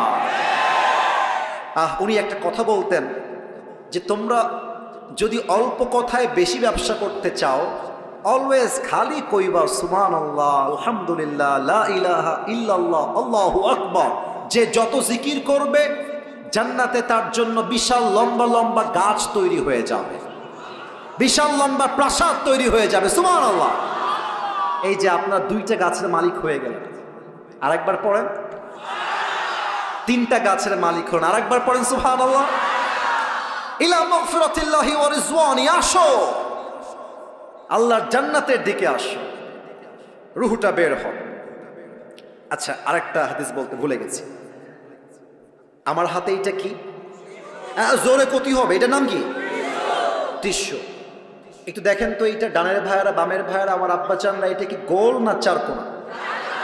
চারকোনা। আল্লাহর হাবিব বলেছেন, নামাজি বান্দার রুহকে কবজ করবার জন্য আল্লাহ তাআলা, সে কি সম্মান রে ভাই নামাজি বান্দার।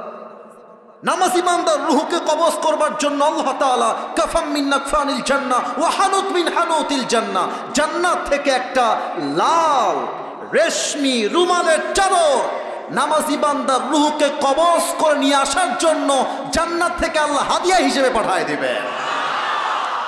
এটা হচ্ছে নামাজি বান্দার মরণ। বেনামাজি মৃত্যু বড্ড ভয়ঙ্কর, বড্ড ভয়ঙ্কর।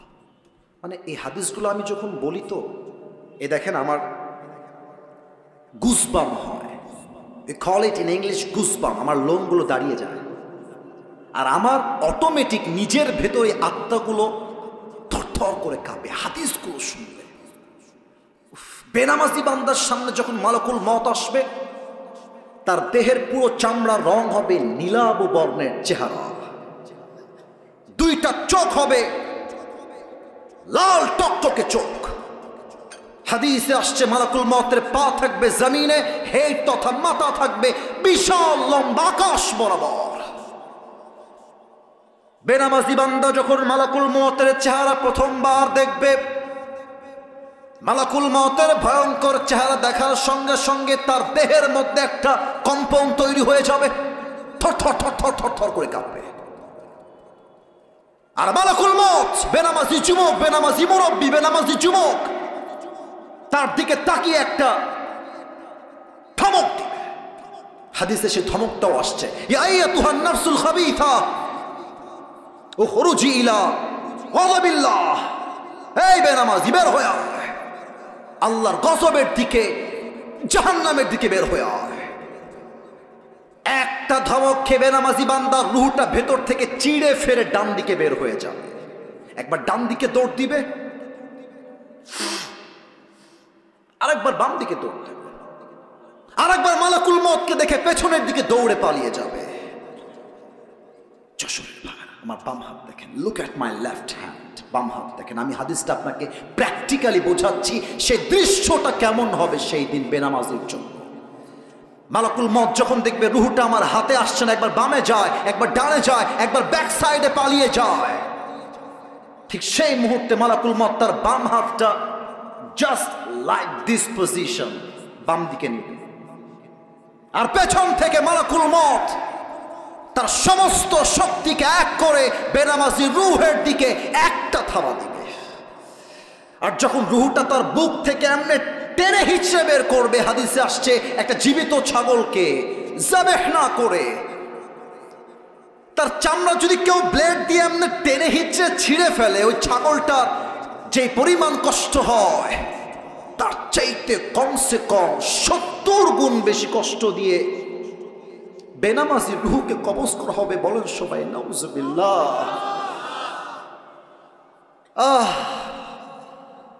70 গুণ বেশি কষ্ট। রূহ যখন কবজ হয়ে যাবে, লাশটা মাটিতে, দেহটা পড়ে থাকবে, বাস মৃত্যু শেষ।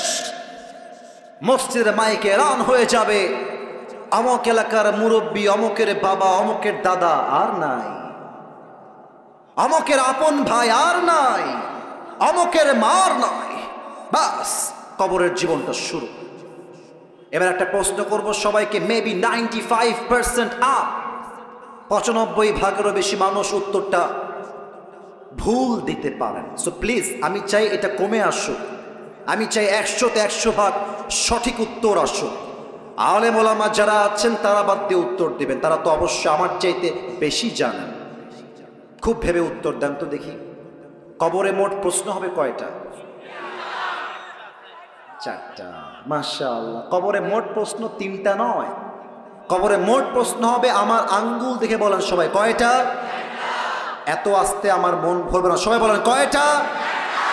আমি প্রশ্নগুলো সবাইকে করব, আপনারা জাস্ট আমাকে দিল থেকে আওয়াজ দিয়ে উত্তর দিবেন। প্রথম প্রশ্ন, কবরের প্রথম রাত, প্রথম মুহূর্ত শুরু।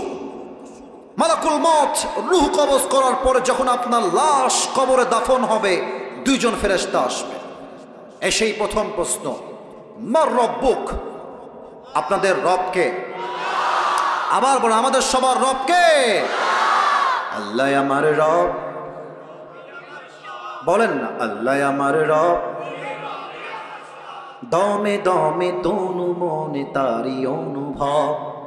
তোমার দুনিয়াতে আমি যেদিকে তাকাই, অথই নিয়ামতে ডুবে আছি সবাই। পাখপাখালির কণ্ঠে শুনি তসবি কল রব, তসবি কল রব। আল্লাহ আমার রব, এই রবি আমার সব।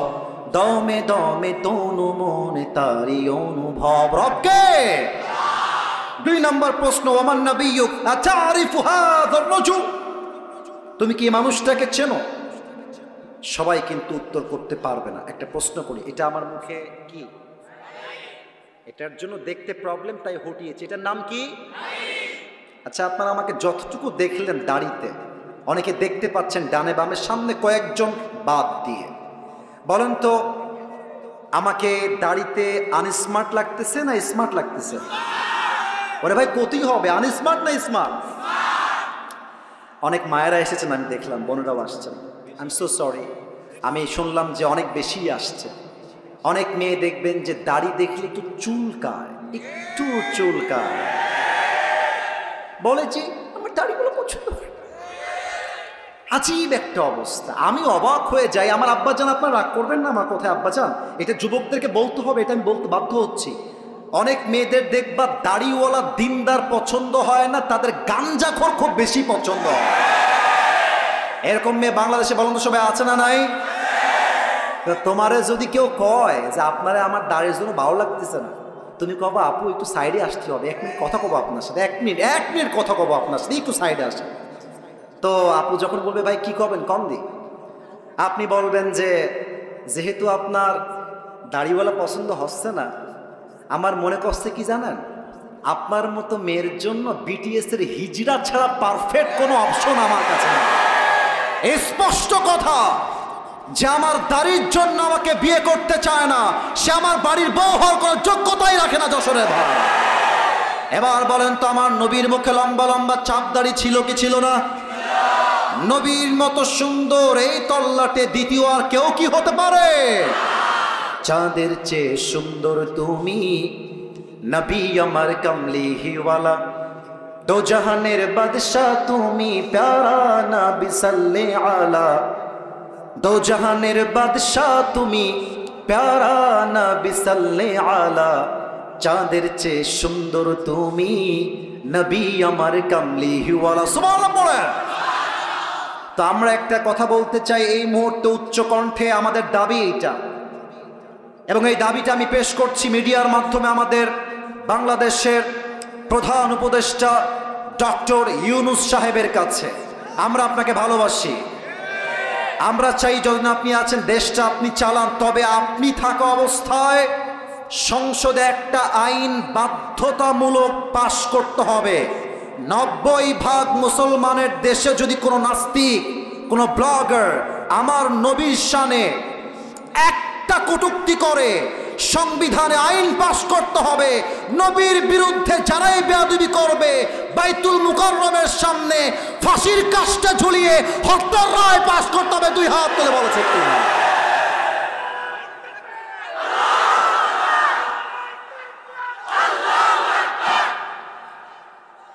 শাপলা চত্বরের ইতিহাস ভুলে গেলে চলবে না। স্বৈরাচারী হাসিনা হাজার হাজার আলেমদের তাজা রক্ত ধরেছে শাপলা চত্বরের মাটিতে। আমরা সেই ইতিহাস ভুলে যাই নাই, আমরা শহীদ আবু সাঈদকে ভুলে যাই নাই, আমরা শহীদ মুগ্ধকে ভুলে যাই নাই। যদি আগামীতে আমার এই বাংলার মাতৃভূমি দখল করবার জন্য ভারত থেকে কোনো পায়তারা করা হয়, সেই পায়তারাকে আমরা ভেঙে গুড়িয়ে দিব। কিছু সাংবাদিক আছে, বাংলাদেশ আর থাকবে না। চিনতে পারছো তোমরা সবাই? নাম বলতে হবে না, নাম বলতে হবে, নাম বললে মানে মুখটা নাপাক হয়ে যাবে। এই বেটাকে দেখলে আমার হকার তো সম্মান হয়ে যায়, একে দেখলে মনে হয় ঢাকার গুলিস্তানে আন্ডার প্যান্ট জাইঙ্গা বিক্রি করলে বেশি মানাবে যুবক ভাই। বেটা, বাংলাদেশ তোমার বাপের কিনা মাটি নাকি? যদি তোমার নিতে হয় চট্টগ্রাম আর ফেনী, আসতে হবে, আসতে হবে। আসো আসো আসো আসো, খেলা হবে। আর ভারতের এই সমস্ত কুলাঙ্গার সাংবাদিকদেরকে সাইজ করবার জন্য আমার কোনো জেলার প্রয়োজন নাই, আমার যশোরের ধামাল যুবকরা একাই আরাফ হয়ে যাবে, একাই আরাফ হয়ে যাবে।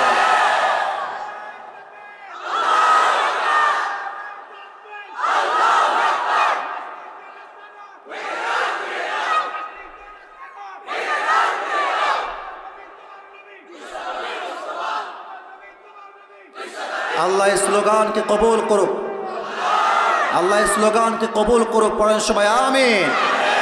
তো শুধুমাত্র আপনাকে বলবে ওয়ামান নাবিয়্যুকা তারিফু হাযার রাজুল, আর আপনি বলবেন হুজুর উত্তর তো আমার মুখস্থ, হাযা নাবিয়্যুনা মুহাম্মাদুর রাসূলুল্লাহ সাল্লাল্লাহু আলাইহি ওয়াসাল্লাম।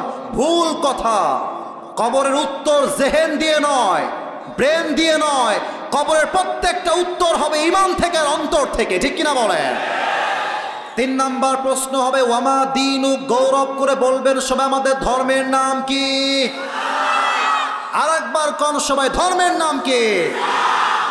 ফেরেশতা বলবে কি রে, এতগুলো প্রশ্ন করলাম একটাও আটকায় না, ব্যাপার কি? আরে জানলো কেমনে? এবার ফেরেশতা বলবে ওয়ামা ইলমুক, what's the source of your knowledge, how do you know that?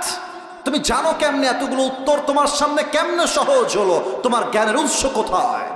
আমরা বলবো আমাদের জ্ঞানের উৎস কোথায়? এত আসতে নয়, জোরে কোন কোথায়? আল্লাহ বলবেন এই ফেরেশতা থামো থামো থামো থামো, আর না, আর প্রশ্ন না, থামো, স্টপ স্টপ, টিপ, থামো। এখনই আমার বান্দার কবরটাকে তোমরা জান্নাতের বাগান বানায় দাও, আমার বান্দার কবরটাকে তোমরা 70 গজ লম্বা করে দাও। সবাই কোন সুবহানাল্লাহ। সবাই এবার 2টা হাত তোলেন, সবাই তাকবীর দিবেন না, আমি যেটা বলি সেটা শুনলেই হবে। সবাই মাশাআল্লাহ, রেজ ইউর 2 হ্যান্ডস। সবাই 2 হাত তুলেছেন। আমি আসিফ হুজুর যা বলি খুব মনোযোগ দিয়ে শুনবেন। আমি এসেছি 9টা 20-এ, এখন বাজে প্রায় 10:30। আমার ওয়াজ প্রায় 1 ঘন্টা 10 মিনিট চলছে। কমিটির ভাইরা আমাকে ফর্ম দিয়ে নিয়ে আসছেন, ফর্মে আমি উল্লেখ করেছি আমি 1 ঘন্টা ওয়াজ করব। তবে সব জায়গায় ফর্ম আর নিয়ম দিয়ে চলে না, মাঝে মাঝে ভালোবাসা দিয়েও হিসাব করতে হয়। তা আমি নিয়ত করেছি আজকে 1 ঘন্টা নয়, সর্বনিম্ন 1.5 ঘন্টা ওয়াজ হবে। তবে একটা ওয়াদা চাই সবার কাছে, ওয়াদাটা আমাকে জবান দিয়ে যশোরের সাউন্ডে দিতে হবে। সবাই আগে একটা কাশি দিয়ে গলা ঠিক করেন। আমাকে সবাই ওয়াদা করবেন, হাত স্ট্রং, বলেন সবাই হুজুর। ডান থেকে আওয়াজ আবারও কম পেলাম, বলেন সবাই হুজুর। আমরা যশোরের সন্তান, আপনারে ওয়াদা দিচ্ছি দোয়া শেষ না করে বাসায় যাব না রে। আরে জোরে ক্ষতি হবে, যাব না রে। বলেন সবাই ইনশাআল্লাহ। তাকবীর দেন একটা সবাই, নারে তাকবীর। এখন বাকি আছে আর মোট 3টা বিষয়। এটাই আমার লাস্ট অ্যান্ড ফাইনাল টপিক। এটা আমার ওয়াজের শেষ বিষয়বস্তু। একটা প্রবাদ বাক্য আছে, আপনারা সবাই শুনেছেন আমি জানি, আমার সঙ্গে রিপিট করবেন। আমি প্রথমটা বলবো, শেষটা আপনারে ক্ষতি হবে। শেষ ভালো যার, হ্যাঁ মাশাআল্লাহ মাশাআল্লাহ। আবার কোন দেহি, শেষ ভালো যার। আমরা শেষটা ভালোবাসতে চাই এবং শেষটা আমরা দেখাতে চাই। যশোরের সন্তান ওয়াজ মাহফিলে কোনো বক্তার চেহারা দেখার জন্য আসে না, তারা একমাত্র আল্লাহর জন্য মাহফিলে অ্যাটেন্ড করতে চায়। 3টা বিষয়। নাম্বার 1, আপনি যেই দিন ইন্তেকাল করবেন, আপনার লাশ যখন কবরে রাখা হবে, ফেরেশতার মাধ্যমে আল্লাহ রাব্বুল আলামিন সবাইকে একদিন জীবিত করবেন। কেমন করে বোঝার চেষ্টা করেন, একটু দেখেন তো আমার হাতের দিকে। আমি একটা হুইসেল নিলাম, এটা বিড়ি না কিন্তু, আমার অনেকে বিড়ি ভেবে ফেলেছে। হ্যাঁ, আমি যদি এখন নেমে যাই স্টেজ থেকে, রাগ করবেন না আমার কথা, আমি যদি নেমে গিয়ে কারো পকেটে হাত দেই, কিছু লোক এখান থেকেই বের হবে যার পকেট থেকে এখন বিড়ির প্যাকেট বের হবে। মাহফিল শেষ করে যাওয়ার সময় টানতে টানতে বাসায় যাবে, ঠিক কিনা বলে? আচ্ছা, এটা কোনো বিড়ি না, এটা হচ্ছে একটা ট্রাম্পিট, হুইসেল, বাঁশি। এখন যে আমরা ওয়াজ করছি যশোরের এই মাহফিলে, ঠিক এই মুহূর্তে 10:30। এই যে তোমরা আবার শুরু করলো আমার ভালোবাসার বাহিরে গিয়ে। চুপচাপ, বিয়ে হবে না কিন্তু, বসো বস বস বস। আচ্ছা, না মজা করলাম, জাস্ট প্রিয় ভাইরা, মজা করে ওয়াজের মূল বিষয় হারানো যাবে না। এটা হচ্ছে বাঁশি বা হুইসেল। ঠিক এই মুহূর্তে আজকে কি বার গো? মঙ্গলবার, রাত বাজে 10:30। ঠিক এই মুহূর্তে ইসরাফিল আলাইহিস সালাতু ওয়াস সালাম সিংহাটা এমনি নিয়ে দাঁড়িয়ে আছে ফু দেওয়ার জন্য। জাস্ট আল্লাহ বলবেন, ইসরাফিল ফু দিয়ে দাও। বাস, প্রথম ফু দিবে, পুরো পৃথিবীটাই ধ্বংস হয়ে যাবে। সেকেন্ড ফু দিবে, সমস্ত মানুষ, ফেরেশতা, জিন মরে শেষ হয়ে যাবে। লাস্ট 3 নাম্বার ফু দেওয়ার জন্য আল্লাহ তাআলা ইসরাফিলকে আবার জীবিত করবেন। আল্লাহ বলবেন, ইসরাফিল আবার ফু দাও। 3 নাম্বার ফু যখন দেওয়া হবে, খুলনার কবরস্থানে যাকে দাফন করা হয়েছিল, যশোরের কবরস্থানে যাকে দাফন করা হয়েছিল, প্রত্যেকটা লাশ তার রূহকে ফিরে পাবে এবং সবাইকে পরকালের জীবনে আবার জীবিত করবে একজন। আওয়াজ দিয়ে বলেন সবাই, তিনি কে? Number 1, if you believe in life of hereafter, then you must have to believe in on the day of resurrection. যে পরকালে বিশ্বাস রাখে, সেটা মনে প্রাণে বিশ্বাস করে আমার মৃত্যুর পরে আমাকে আবার জীবিত করবে একজন, তিনি কে? কাফেররা কিন্তু এটা বিশ্বাস করে না। কাফেররা কি বলে দেখেন? আচ্ছা, আপনারা যেখানে বসে আছেন, এটা কি ইট না মাটি? মাশাআল্লাহ, উত্তরটা খুব ভালো পেয়েছি। ইট না মাটি? কাফেররা বলে, আস্তাগফিরুল্লাহ, আগেই বলেন সবাই নাউজুবিল্লাহ। কাফেররা বলে, এই মুহাম্মদ, আস্তাগফিরুল্লাহ, নাউজুবিল্লাহ, এই মুহাম্মদ, তোর রব যে বলে আবার আমাদেরকে জীবিত করবে, আমার বাপ তো এই মাটির নিচে দাফন হয়ে আছে, জীবিত হয় না কেন, ফিরে আসে না কেন? যদি পরকাল সত্য হয় তাহলে আমার বাপ ফিরে আসে না কেন? কেমনে সম্ভব যে আল্লাহ আবার আমাদেরকে জীবিত করবেন আমার এক পরকালের জীবনে? আল্লাহ জবাব দিচ্ছেন। আল্লাহ বলছে, বান্দা শোনো, আনতুম আশাদ্দু খালকান আমিস সামাউ বানাহা, এইটা আমার উপরে সামিয়ানা, এর বিশাল উপরে ওইটার নাম কি? বলেন সবাই, নাম কি? আমার তো মনে হয় যে কয়টা হবে এখানে, আনুমানিক কমপক্ষে 40টা বাঁশ আছে এই সামিয়ানা ধরে রাখার জন্য। অ্যাটলিস্ট 40টা বাঁশ আছে। আচ্ছা, এবার বলেন তো, আজকের মাহফিলের সামিয়ানা বড় না আল্লাহর আকাশটা বড়? আল্লাহ বলছে, বান্দা বলো তো, আকাশকে ধরে রাখার জন্য আমি আল্লাহর কয়টা বাঁশ লাগছে? কথা না বলি কেমনে বসবো ভাই? কয়টা? একটাও না। আল্লাহর লজিক কত সুন্দর। আচ্ছা ভাবেন যে আমি আসিফ হুজুরের দুবাই এবং সিঙ্গাপুরে 12টা ফ্ল্যাট আছে। আরে নাই কিন্তু, এমনি বলছি, দুবাইয়ে এবং সিঙ্গাপুরে 12টা ফ্ল্যাট আছে। আর যশোরের আইটি পার্ক হোটেল অ্যান্ড রিসোর্টের পাশে আমার একটা বিশাল বড় ফ্ল্যাট আছে, বিল্ডিং আছে। এবং আমার কাছে আছে রোলস রয়েলস, আমার কাছে আছে BMW, আরে বেটা নাই রে, আমার কাছে আছে মার্সিডিজ। এখন আমি ওয়াচ করতে আসছি যশোরের মাহফিলে, তো ওই ডান পাশে একজন যুবক বলতেছে, হুজুর চাইলে একখান সাইকেল কিনতে পারবে না? টাকা নাই হুজুরের কাছে। ওখানে একটা মুরব্বী, মা কি পাগলা রে, হুজুরের কাছে BMW আছে। তো যার কাছে मैं अपनी बाप से कहूंगा कि अब्बा मुझे बस एक अमल की जरूरत है, तुम मुझे एक अमल दे दो, मैं कन्फर्म जन्नती हो जाऊंगा। अब्बा रे, একটা আমল তুমি দিলেই তোমার ছেলে আজকে জান্নাতি হয়ে যাবে, একটা আমল আমাকে দাও। যুবকটা বাবার কাছে আসে, আব্বা একটা আমল লাগবে। আব্বা বলবে, কে কে তোমার আব্বা? কে তুমি? कौन हो तुम, कहां से आए हो, उखरुज, বের হয়ে যাও। যুবকটা 2 হাত জোড় করবে, আব্বা मैं तुम्हारी बेटा हूं, तुम मुझे याद नहीं कर सकते, তুমি কি আমাকে চিনতে পারছো না আব্বা? আব্বা বলবে, অবাক করা একটা কথা, আব্বা বলবে, मेरा तो बीवी नहीं था, लड़का कहां से आएगा? আরে আমার তো দুনিয়াতে বউ ছিল না, সন্তান আসবে কই থেকে, বের হও। চুপ করে বের হয়ে আসবে। মাওলানা তারিক জামিল বললেন এবার যুবকটা মায়ের কাছে যাবে। माँ के गए बोलबे माँ आज मेरी बाप ने मुझे पहचानने से इनकार कर दिया है আমার আব্বাসকে আমার পরিচয় দেয় নাই মা জাস্ট একটা আমলের জন্য মা लेकिन मुझे यकीन है तुम मेरी माँ हो तुम मुझे एक আমল जरूर दोगे এটা আমার বিশ্বাস মা যে তোমার কাছে আমি তোমার কলিজার টুকরা একটাই ছেলে তুমি আমাকে খালি হাতে ফিরাই দিবা না মা আম্মা मुझे बस एक अमल दे दो अम्मा एक अमल আমাকে দাও মা माँ बोलबे कौन है तुम्हारी माँ निकल जाओ यहां से मैं तुम्हारी माँ नहीं हूं बेर हो माँ ताके घाट धक्का দিয়ে বের করে দিল बाबा माँ यौम यफिरुल मरउ मिन अखी व उम्मिही व अबी সন্তান তার বাপকে চিনবে না বাপ তার সন্তানকে চিনবে না ভাই তার ভাইকে চিনবে না বড় মারাত্মক হবে সেই দিনটা तारिक जमील बोलें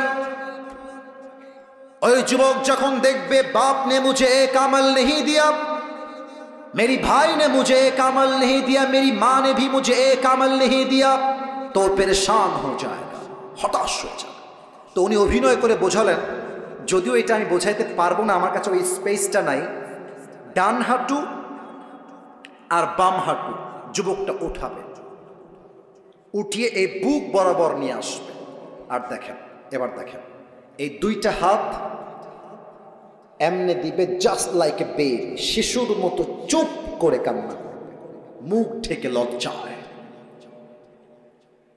যখন সে কান্না করছে হঠাৎ করে একজন যুবক আসবে তার কাছে এসে বলবে আরে ভাই तुम रो क्यों रहे हो तुम्हारी आंखों में आंसू क्यों है मुझे बताओ हो सकता है कि मैं तुम्हारी मदद कर भी सकता हूं अरे भाई আমারে বলো তোমার কি লাগবে হতে পারে আমি তোমার জন্য সহযোগিতার হাত বাড়াতেও পারি যুবকটা চোখ তুলবে ধমক দিবে আরে জানতো এখান থেকে कौन है आप मेरी बाप ने मुझे आज एक अमल नहीं दिया आप कौन होते हैं मेरी मददगार निकल जाए यहां से बेर होन अपनी আপনার দ্বারা আমার দুই পয়সাও লাভ হবে না अरे भाई बताइए तो सही कि आपको क्या चाहिए কি লাগবে বলেন না আপনি আমাকে যুবকটা বলবে ভাই मेरी दोनों अमल आज बराबर हो गया है अगर मैं जन्नत में जाना चाहूं तो मुझे बस एक अमल की जरूरत है if I get on this I will enter in the paradise भाई रे একটা আমলের জন্য আজকে আমার জান্নাতের ফয়সালা হচ্ছে না একটা আমল হলেই জান্নাত যুবক বলবে আর ইউ শিওর আপনি কি শিওর যে আপনার একটা আমল হলেই জান্নাতি অবশ্যই ভাই একটা আমল হলেই জান্নাতি যুবকটা বলবে ভাই ঠিক আছে যান ওই একটা আমল আজকে আমি আপনার ভাই আপনাকে দান করব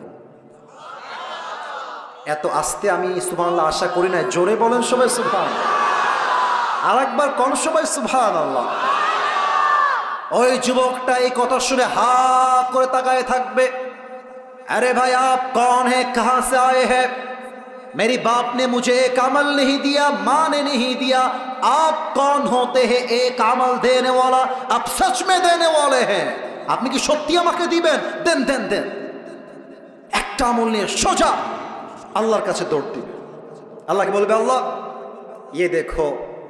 ये देखो मुझे एक अमल मिल गया है मुझे अभी के भी जन्नत में दाखिल करा दो अल्लाह এই দেখো একটা আমল পেয়ে গেছি আমাকে এখনই জান্নাত দাও আল্লাহ বলবে আচ্ছা আল্লাহ কি সব দেখে না এইসব তো কথা না করে বুঝি কেমন বলা দেখে না সব দেখে আল্লাহ বলছে এই বান্দা तुझे एक अमल किसने दिया है आज तेरे बाप ने नहीं दिया माँ ने नहीं दिया भाई ने नहीं दिया तेरे बीवी बच्चे किसी ने भी नहीं दिया कौन है तुझे एक अमल देने वाला मुझे उसका नाम बता के ওইটা বলবে আল্লাহ হাদা আখি এই ভাই इन्हीं আমাকে একটা আমল দিয়েছে আল্লাহ বলবে এই বান্দা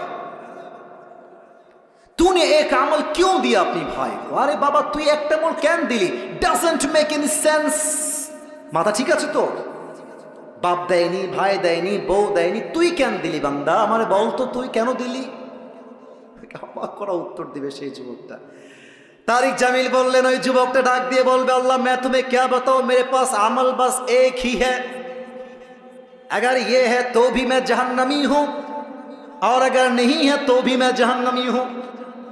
আল্লাহ এই আমল একটা আমার কাছেই আছে, একটাই আছে, ও থাকলেও আমি জাহান্নামে যাওয়ানি, না থাকলেও আমি জাহান্নামে যাওয়ানি।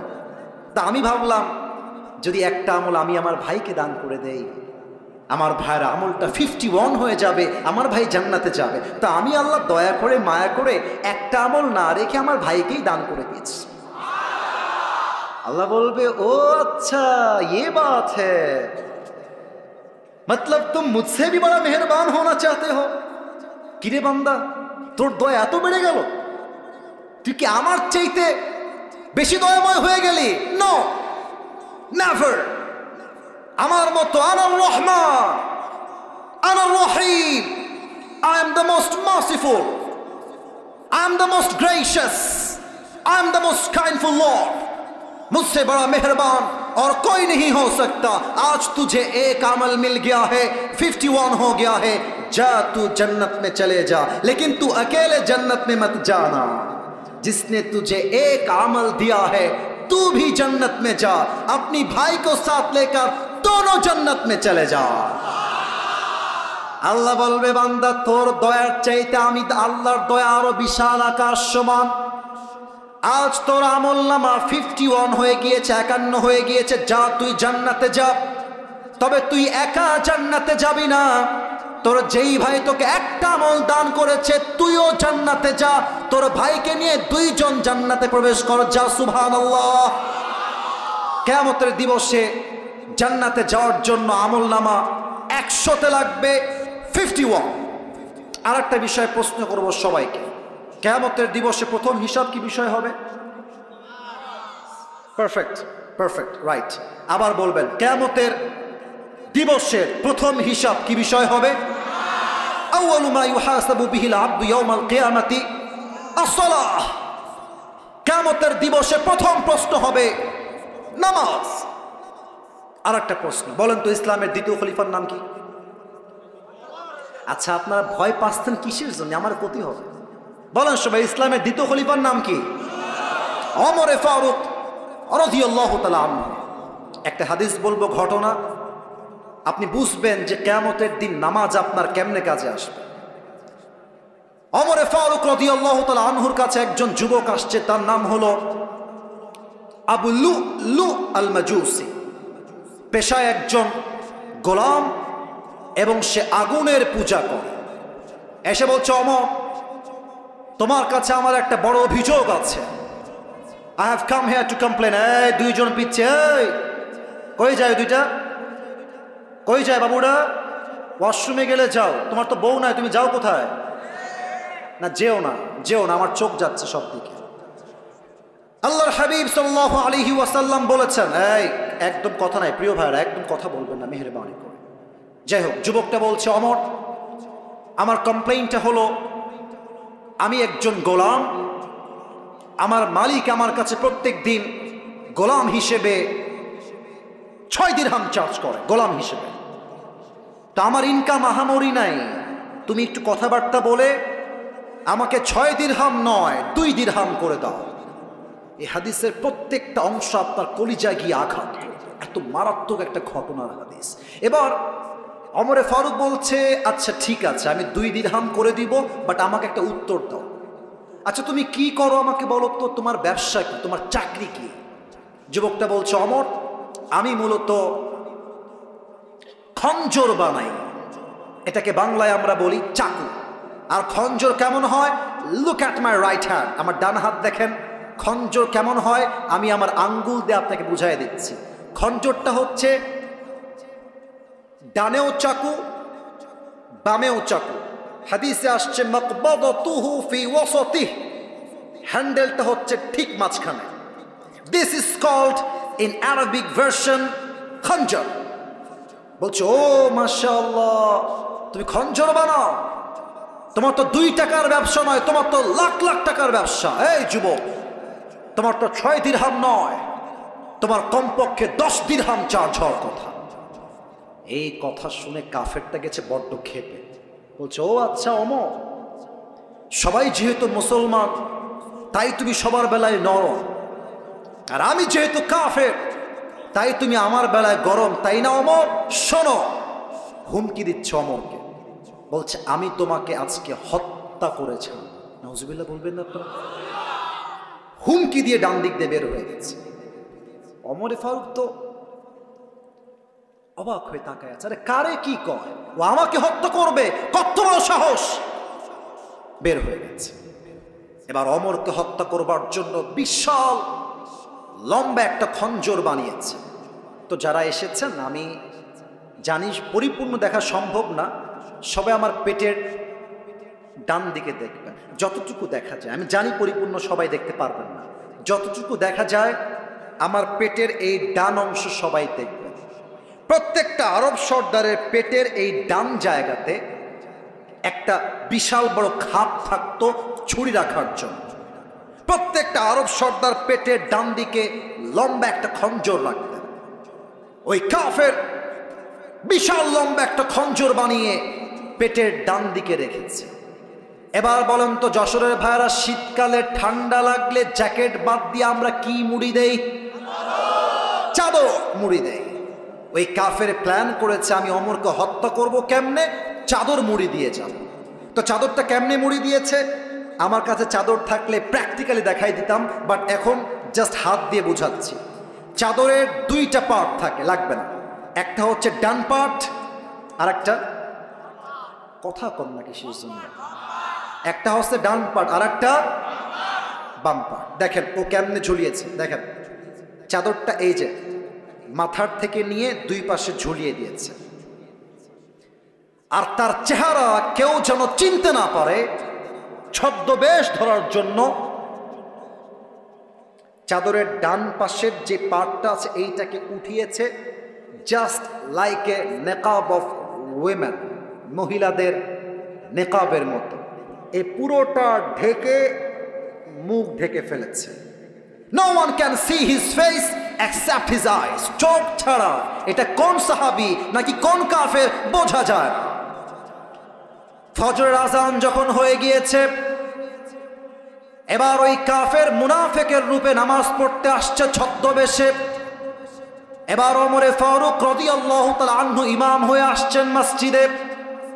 ডাক দিয়ে বলছেন, সাহাবায়ে কেরাম সফু সুফুফাকুম, কাতার সোজা করো, কাঁধে কাঁধ মিলিয়ে দাঁড়াও।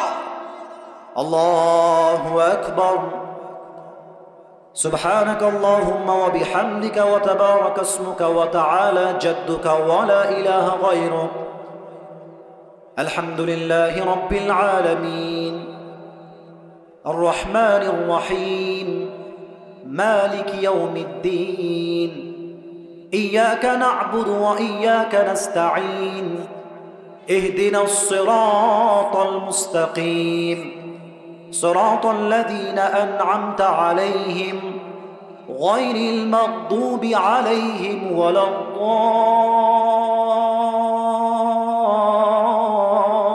الضالين। الله أكبر। ওমরে ফারুক রাদিয়াল্লাহু তাআলা আনহু নামাজ শুরু করে দিয়েছেন। সানা পাঠ করেছেন, সূরা ফাতিহা পাঠ করেছেন। সূরা ফাতিহার পরে লম্বা একটা কিরাত মিলিয়েছেন। কিরাত যখন শেষ হয়ে গিয়েছে, ওমরে ফারুক রাদিয়াল্লাহু তাআলা আনহু এবার আল্লাহু আকবার রুকুতে চলে গিয়েছেন।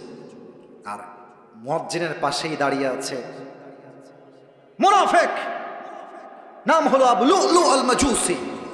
যখনই ওমরে ফারুক রুকুতে গিয়েছে, সে আর রুকুতে যায় নাই, এক লাফ দিয়ে ওমরের সামনে দাঁড়িয়ে গিয়েছে।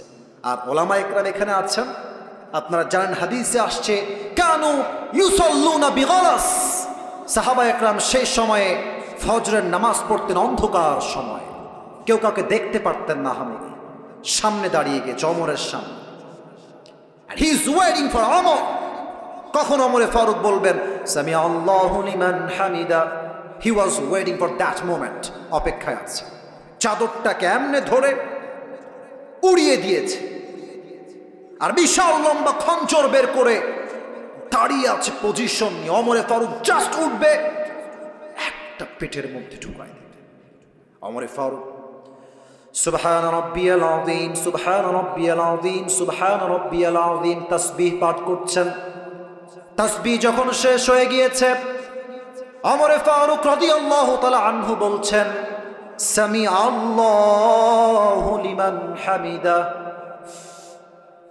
যখনই এটা বলেছে, আর ওই কাফের এটাও চাকু এটাও চাকু, মাঝখানে হ্যান্ডেলটা ধরে ওমর ফারুকের পেটের ডান দিক থেকে নিয়ে এমন একটা পোঁচ দিয়েছে, এখান থেকে ধরে আবার একটা পোঁচ দিয়েছে, আবার ধরে আবার একটা পোঁচ দিয়েছে।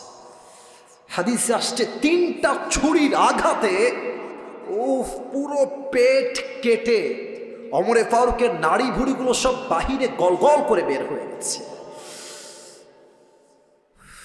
ওমর ফারুক নামাজের মধ্যে চিৎকার দিয়ে বলছেন, কতালানি আল কালব, কতালানি আল কালব, আমাকে একটা কুকুর হত্যা করেছে, কে কোথায় আছো, আমাকে বাঁচাও। অজ্ঞান হয়ে পড়েছে। আর ওই কাফের ওমর ফারুককে 3টা ছুরাঘাত করে পেছন দিক থেকে পালিয়ে যাচ্ছে। সাহাবা একরাম কয়েকজন নামাজের মধ্যেই বলছে, হুজুহু, ধরো ধরো। 7 জন মিলে ধরতে গেছে ওই কাফেরকে। আর ওই কাফের অন্ধকারের মাঝে যাকে সামনে পেয়েছে ছুরি দিয়ে কারো গলায়, কারো নাকে, কারো কপালে, কারো বুকে, কারো পেটে ইচ্ছা মতো ছুরি চালিয়েছে। হাদিসে আসছে 7 জন সাহাবী নামাজরত অবস্থায় ওই জায়গাতেই স্পট ডেথ, ওই জায়গাতেই শহীদ হয়ে গেছে। ওমর ফারুক অজ্ঞান হয়ে পড়ে গিয়েছেন। আর একজন সাহাবী খলিফা হয়ে ইমাম হয়ে দাঁড়িয়ে গিয়েছেন। নামাজ যখন শেষ হয়ে গিয়েছে, আসসালামু আলাইকুম ওয়া রাহমাতুল্লাহ, আসসালামু আলাইকুম ওয়া রাহমাতুল্লাহ, নামাজ শেষ হতে দেরি সাহাবীর এক দৌড় দিয়ে গিয়ে ওমরের কাছে দাঁড়িয়ে গিয়েছে। মালাকা ইয়া ওমর, মালাকা ইয়া খলিফাতুল মুসলিমিন, কি হলো আপনার হে ওমর, কি হলো, আপনি কি, আপনার কি হয়েছে, ওঠেন। ওমরে ফারুক আর কথা বলছেন। সাহাবা একরাম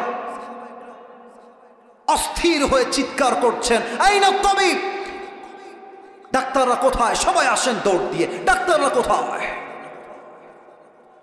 ডাক্তাররা এসেছে। ডাক্তাররা এসে দেখছে ওমর ফারুক, আমার দিকে দেখেন সবাই, ঠিক এইভাবে চিত হয়ে উল্টে জাস্ট পেট কেটে নাড়ি ভুড়িগুলো সব বাহিরে বের হয়ে আছে, আর ওমর ফারুক এভাবে চিত হয়ে শুয়ে আছে।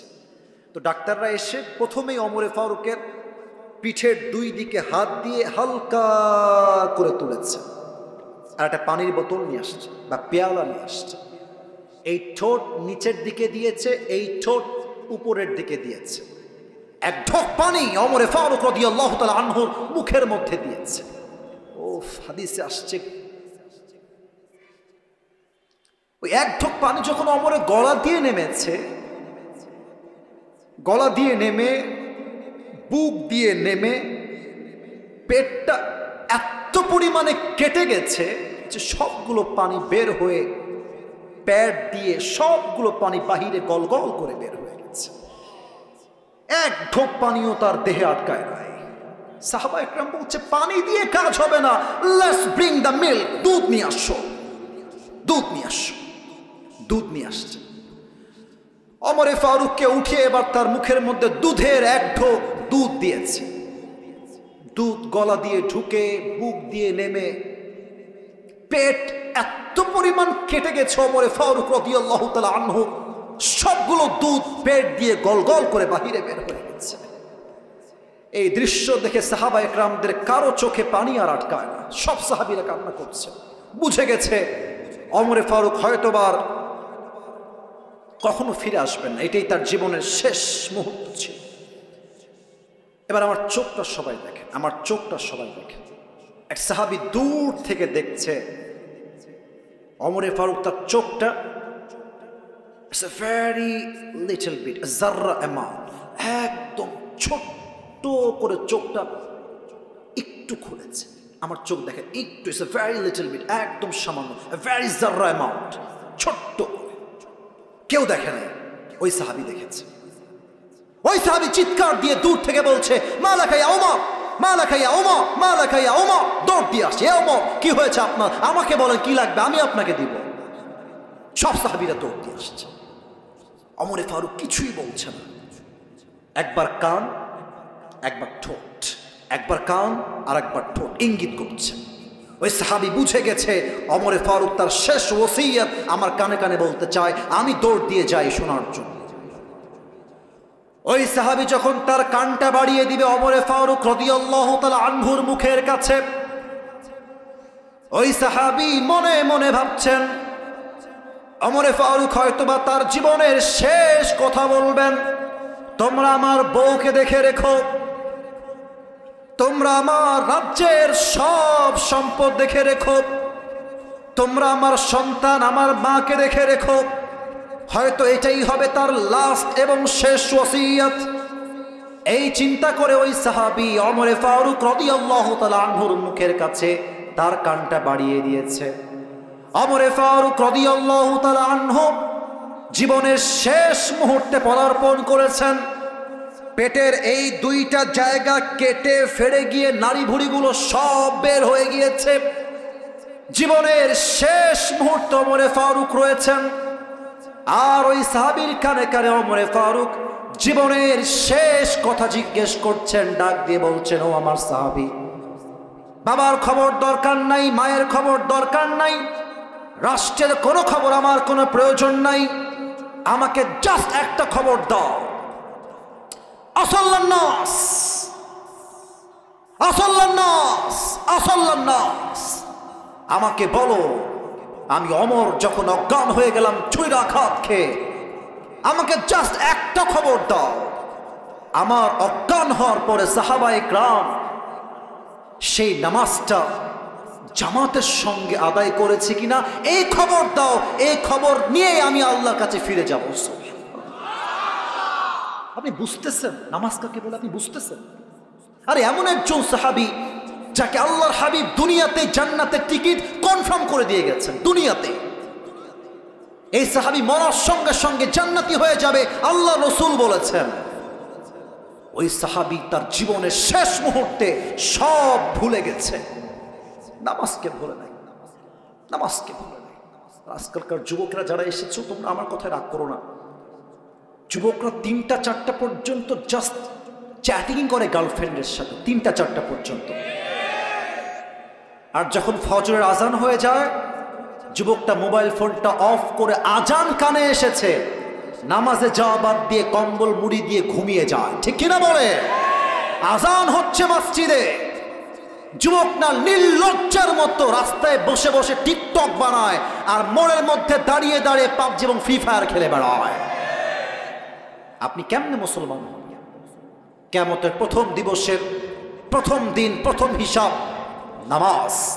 আল্লাহ সবাইকে নামাজি হওয়ার তৌফিক দান করুক। পড়েন সবাই আমিন। সবাই যেমন বসে আছেন তেমনই বসে থাকবেন, ডান বাম হবেন। ৩ নাম্বারটা বলেই দোয়া করব। 1 ঘন্টা 40 মিনিট আলোচনা হয়ে গিয়েছে, যেখানে মাত্র 1 ঘন্টা কথা বলার কথা ছিল।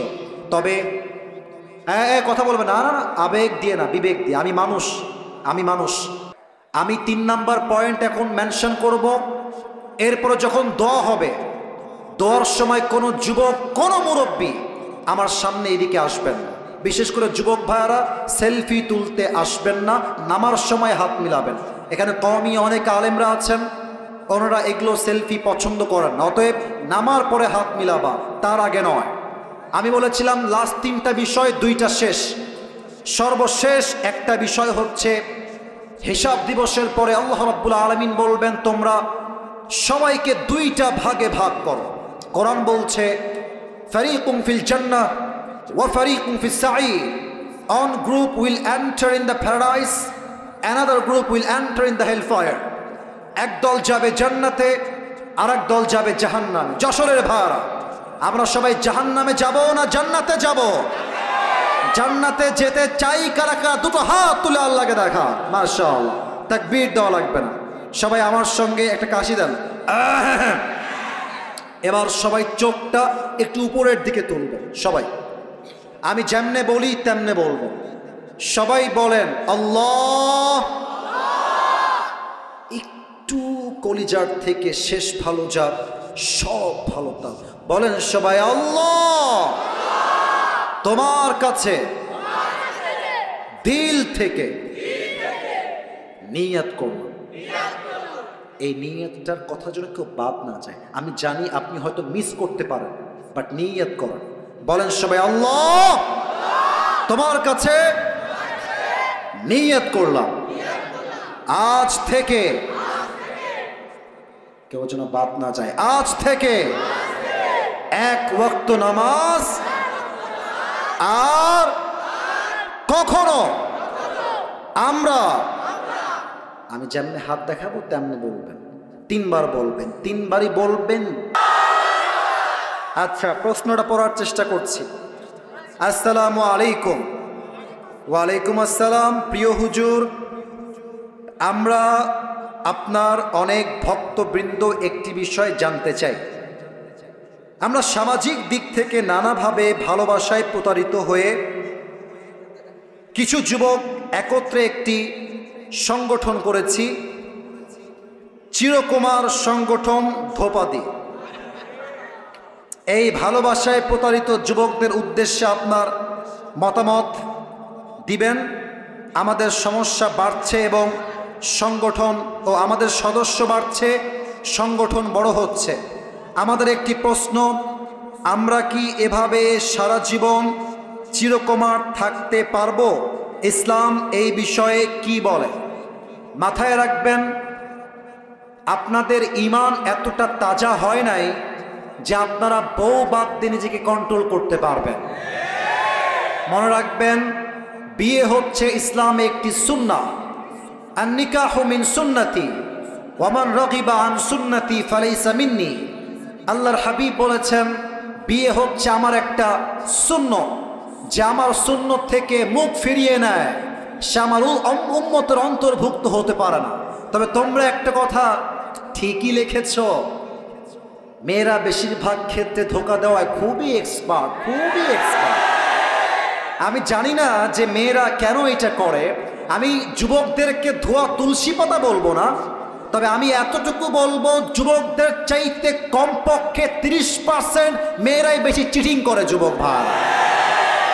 কারণ হলো, মেয়েরা, অনেক মুরব্বীরা আছেন, আমার মায়েরা আমার কথা শুনছেন, বোনেরাও শুনছেন। আমি সবাইকে বলবো, with due respect, I am your well wisher. আমি আপনার কল্যাণকামী বোন, আমি আপনার শত্রু নই। আমার কথা একটু বুঝবেন। মেয়েরা ভাবে জামাইয়ের কাছে টাকা থাকলেই মনে হয় সুখ পাওয়া যাবে। এজন্য হাজার হাজার লাখো মেয়ে জাস্ট টাকার লোভে নিজের পছন্দের যুবককে বাদ দিয়ে টাকলার সঙ্গে বিয়ের পিড়িতে বসে যায়।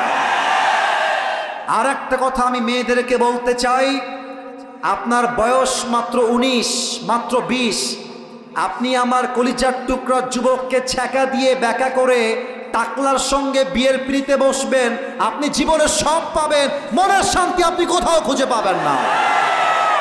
অ্যান্ড থার্ড কথা, যারা এই সংগঠন করছো, আজ তোমাদের সংগঠনকে তোমরা ভেঙে ফেলবা। ইসলামে কোনো বৈরাগিতা নাই, ইসলামে এই সমস্ত চিরকুমার সংগঠন নয়। ইসলাম শেখায় তোমার চরিত্র রক্ষার জন্য তোমাকে প্রথম কাজ বিয়ের পিড়িতে বসতে হবে। আর আরেকটা আফসোসের কথা, এটা শুনলে হয়তো আমার কলিজার টুকরা আব্বা জানরা একটু মাইন্ডে নেবেন, আমি জানি। আমি নিজেও তো একজন যুবক, আমি খুব খেয়াল করেছি বিয়ের সময় মেয়ের বাবা যুবকের তাকওয়া, চরিত্র, দাড়ি এবং নামাজের চাইতে এইটাকে সবচেয়ে বেশি গুরুত্ব আরোপ করে। আমার তো মনে হয় যে কোনো মেয়ের বাপ প্রথমে জিজ্ঞাসা করে বসবে, বাবা সব বাদ দাও, পেহলে ইয়ে বাতাও कि तुम कितने पैसे कमाते हो। আর কিছু মেয়ের বাবা মনে করেন যে মেয়েকে যদি আমি টাকাওয়ালার সঙ্গে বিয়ে দেই আমার মেয়েটা চিরসুখী হয়ে যাবে। ভুল ধারণা। বিয়ের ক্ষেত্রে একজন প্রতিষ্ঠিত যুবকের চাইতে একজন বেকার যুবক 1000 গুণ বেশি উত্তম।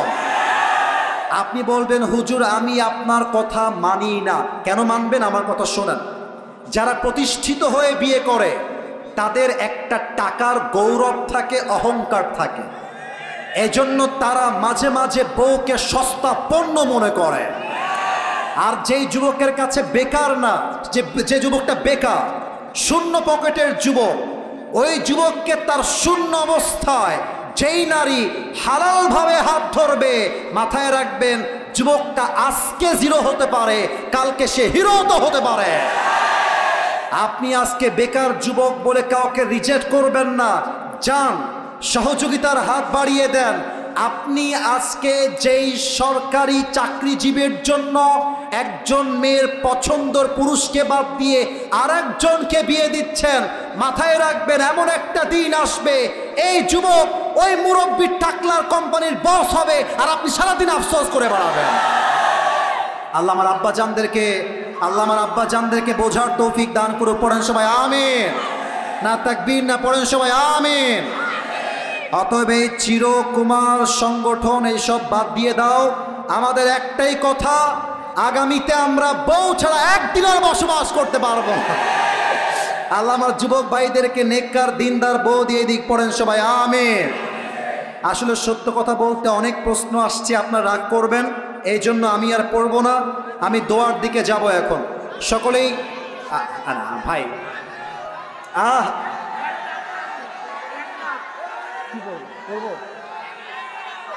আচ্ছা দাঁড়াও দাঁড়াও দাঁড়াও দাঁড়াও দাঁড়াও দাঁড়াও দাঁড়াও দাঁড়াও না স্যার, আপনারা কি বলছেন আমি পড়বো? স্যার পড়বো এটা আমরা? আচ্ছা আচ্ছা আচ্ছা, পারমিশন পাওয়া গেছে, নারায়ে তাকবীর। আচ্ছা ঠিক আছে, এই থামো, আবেগ দিয়ে নয় বিবেক দিয়ে কাজ করতে হবে। তাকবীর দাও, নারায়ে তাকবীর। আসসালামু আলাইকুম ওয়া রাহমাতুল্লাহ। ওয়া আলাইকুম আসসালাম। কি যে প্রশ্ন করছে আল্লাহ মাবুদ ভালো জানে। হুজুর কিভাবে যে লিখি, কেমনে লিখি, আমার বিয়ের বয়স পার হতে যাচ্ছে, এইদিকে আমার পড়ালেখা শেষ হতে যাচ্ছে, বাসায় বিবাহের কথা বলতে পারি না লজ্জায়, বাসায় শুধু একটুতেই বলে যে আমার এই বান্ধবীর বিয়ে, ও বান্ধবীর বিয়ে, এমন কথা বলার পরও আমার বিয়ের ব্যাপারে বাসায় কারো কোনো মাথা ব্যথা নেই। এই ব্যাপারে আপনি কিছু বলুন। এটা আমার একজন লিখেছেন, ধোপাদি গ্রামের একেবারেই অসহায় একজন যুবতী নারী, আমার বোন প্রশ্ন করেছেন। এটা অবশ্যই পড়তে হবে, সবাই পড়েন আলহামদুলিল্লাহ। তার মানে আমার বোন বুঝে গিয়েছেন শুধুমাত্র শিক্ষা দিয়ে চরিত্র রক্ষা হয় না, বিয়ের দ্বারাই চরিত্র রক্ষা হয়। তো আমি আমার বোনকে বলবো, আমার প্রিয় বোন, আপনি আপনার আব্বা আম্মার হাতে পায়ে ধরে বোঝান। আপনার আব্বা আম্মাকে বলেন যে বাবা তুমি আমাকে বিয়ে দাও, তুমি বিয়ে না দিলে আমার চরিত্র নষ্ট হয়ে যাবে। যদি আপনার চরিত্র নষ্ট হচ্ছে দেখার পরেও, এই কথা যুবকদের জন্য বলছি এবং বাধ্য হয়ে বলছি, যদি তুমি দেখো তোমার বাপ মা দেখছে তুমি জেনায় জড়াচ্ছ, তোমার বাপ মা দেখছে তুমি হারাম প্রেম করছো, তবুও তোমাকে বিয়ের জন্য রাজি হচ্ছে না, সেই ক্ষেত্রে আমি আসিফ হুজুর বলে গেলাম, এখানে বাপ মায়ের মতের চাইতে বিয়েটা 1000 গুণ বেশি উত্তম হয়ে যাবে। কারণ আমি আমার বাপের কথা শুনতে গিয়ে জেনায় জড়াতে পারবো না। কিয়ামতের দিন আমার আব্বা আমার বিপক্ষে চলে যাবে, আর আমি আমার জেনার জন্য জাহান্নামে প্রবেশ করব, ঠিক কি না? এজন্য আমার প্রিয় বোন, আব্বা আম্মাকে বোঝান, আলেম ওলামা নিয়ে যান, আব্বা আম্মাকে বলতে বলেন বিয়ে দিলে দিবে, নয় পছন্দের পুরুষকে বিয়ে করে বাড়ি থেকে চলে যাবে একেবারে। আমরা হারাম চাই না, আল্লাহর জমিনে আমরা হালাল নিয়ে বাঁচতে চাই। আল্লাহ প্রত্যেকটা যুবককে হালালে আসার তৌফিক দান করুন। পড়েন সবাই আমিন। যারা মোবাইল বের করে আছেন, মোবাইলটা নামায় ফেলেন। দোয়ার সময় মোবাইল দিয়ে ভিডিও হবে না। এই সাদা সাদা সাদা বামে, ওই যে সাদা ভাই, কেউ যাবেন না, দোয়া হবে। এই যে এদিকে এদিকে আমার দিকে, সবাই তাকবীর দেন, নারায়ে তাকবীর। দোয়ার সময় কোনো বিশৃঙ্খলা করবেন না, নয় আমি আসিফ হুজুর খারাপ মন নিয়ে বাসায় ফিরে যাব। আমি বলছি আমার পুরো বছরের আজকের মাহফিল ছিল ঐতিহাসিক এবং সেরা মাহফিল। আমার এই মাহফিলকে আল্লাহ তাআলা তার সন্তুষ্টির ওয়াসিলা হিসেবে কবুল করুক। পড়েন সবাই আমিন। তোমরা দাঁড়িয়েছো কেন? তোমরা দাঁড়িয়ে দাঁড়া, কোনো কথা বলবেন না। No talk, sit down. No talk, sit down. বসো বসো। আমার আব্বা জানরাও চুপচাপ বসে থাকবেন, মেহেরবানি করে না, আমাকে আর কোনো আবদার করাই যাবে না। এই পুরো বছরে আজকে সবচেয়ে বেশি ওয়াজ করেছি, একটা কথাও বলবো না। আলহামদুলিল্লাহি রাব্বিল আলামিন ওয়াসসালাতু ওয়াসসালামু আলা সাইয়্যিদিল আম্বিয়া'i ওয়াল মুরসালিন ওয়া আলা আলিহি ওয়া আসহাবিহি আজমাইন।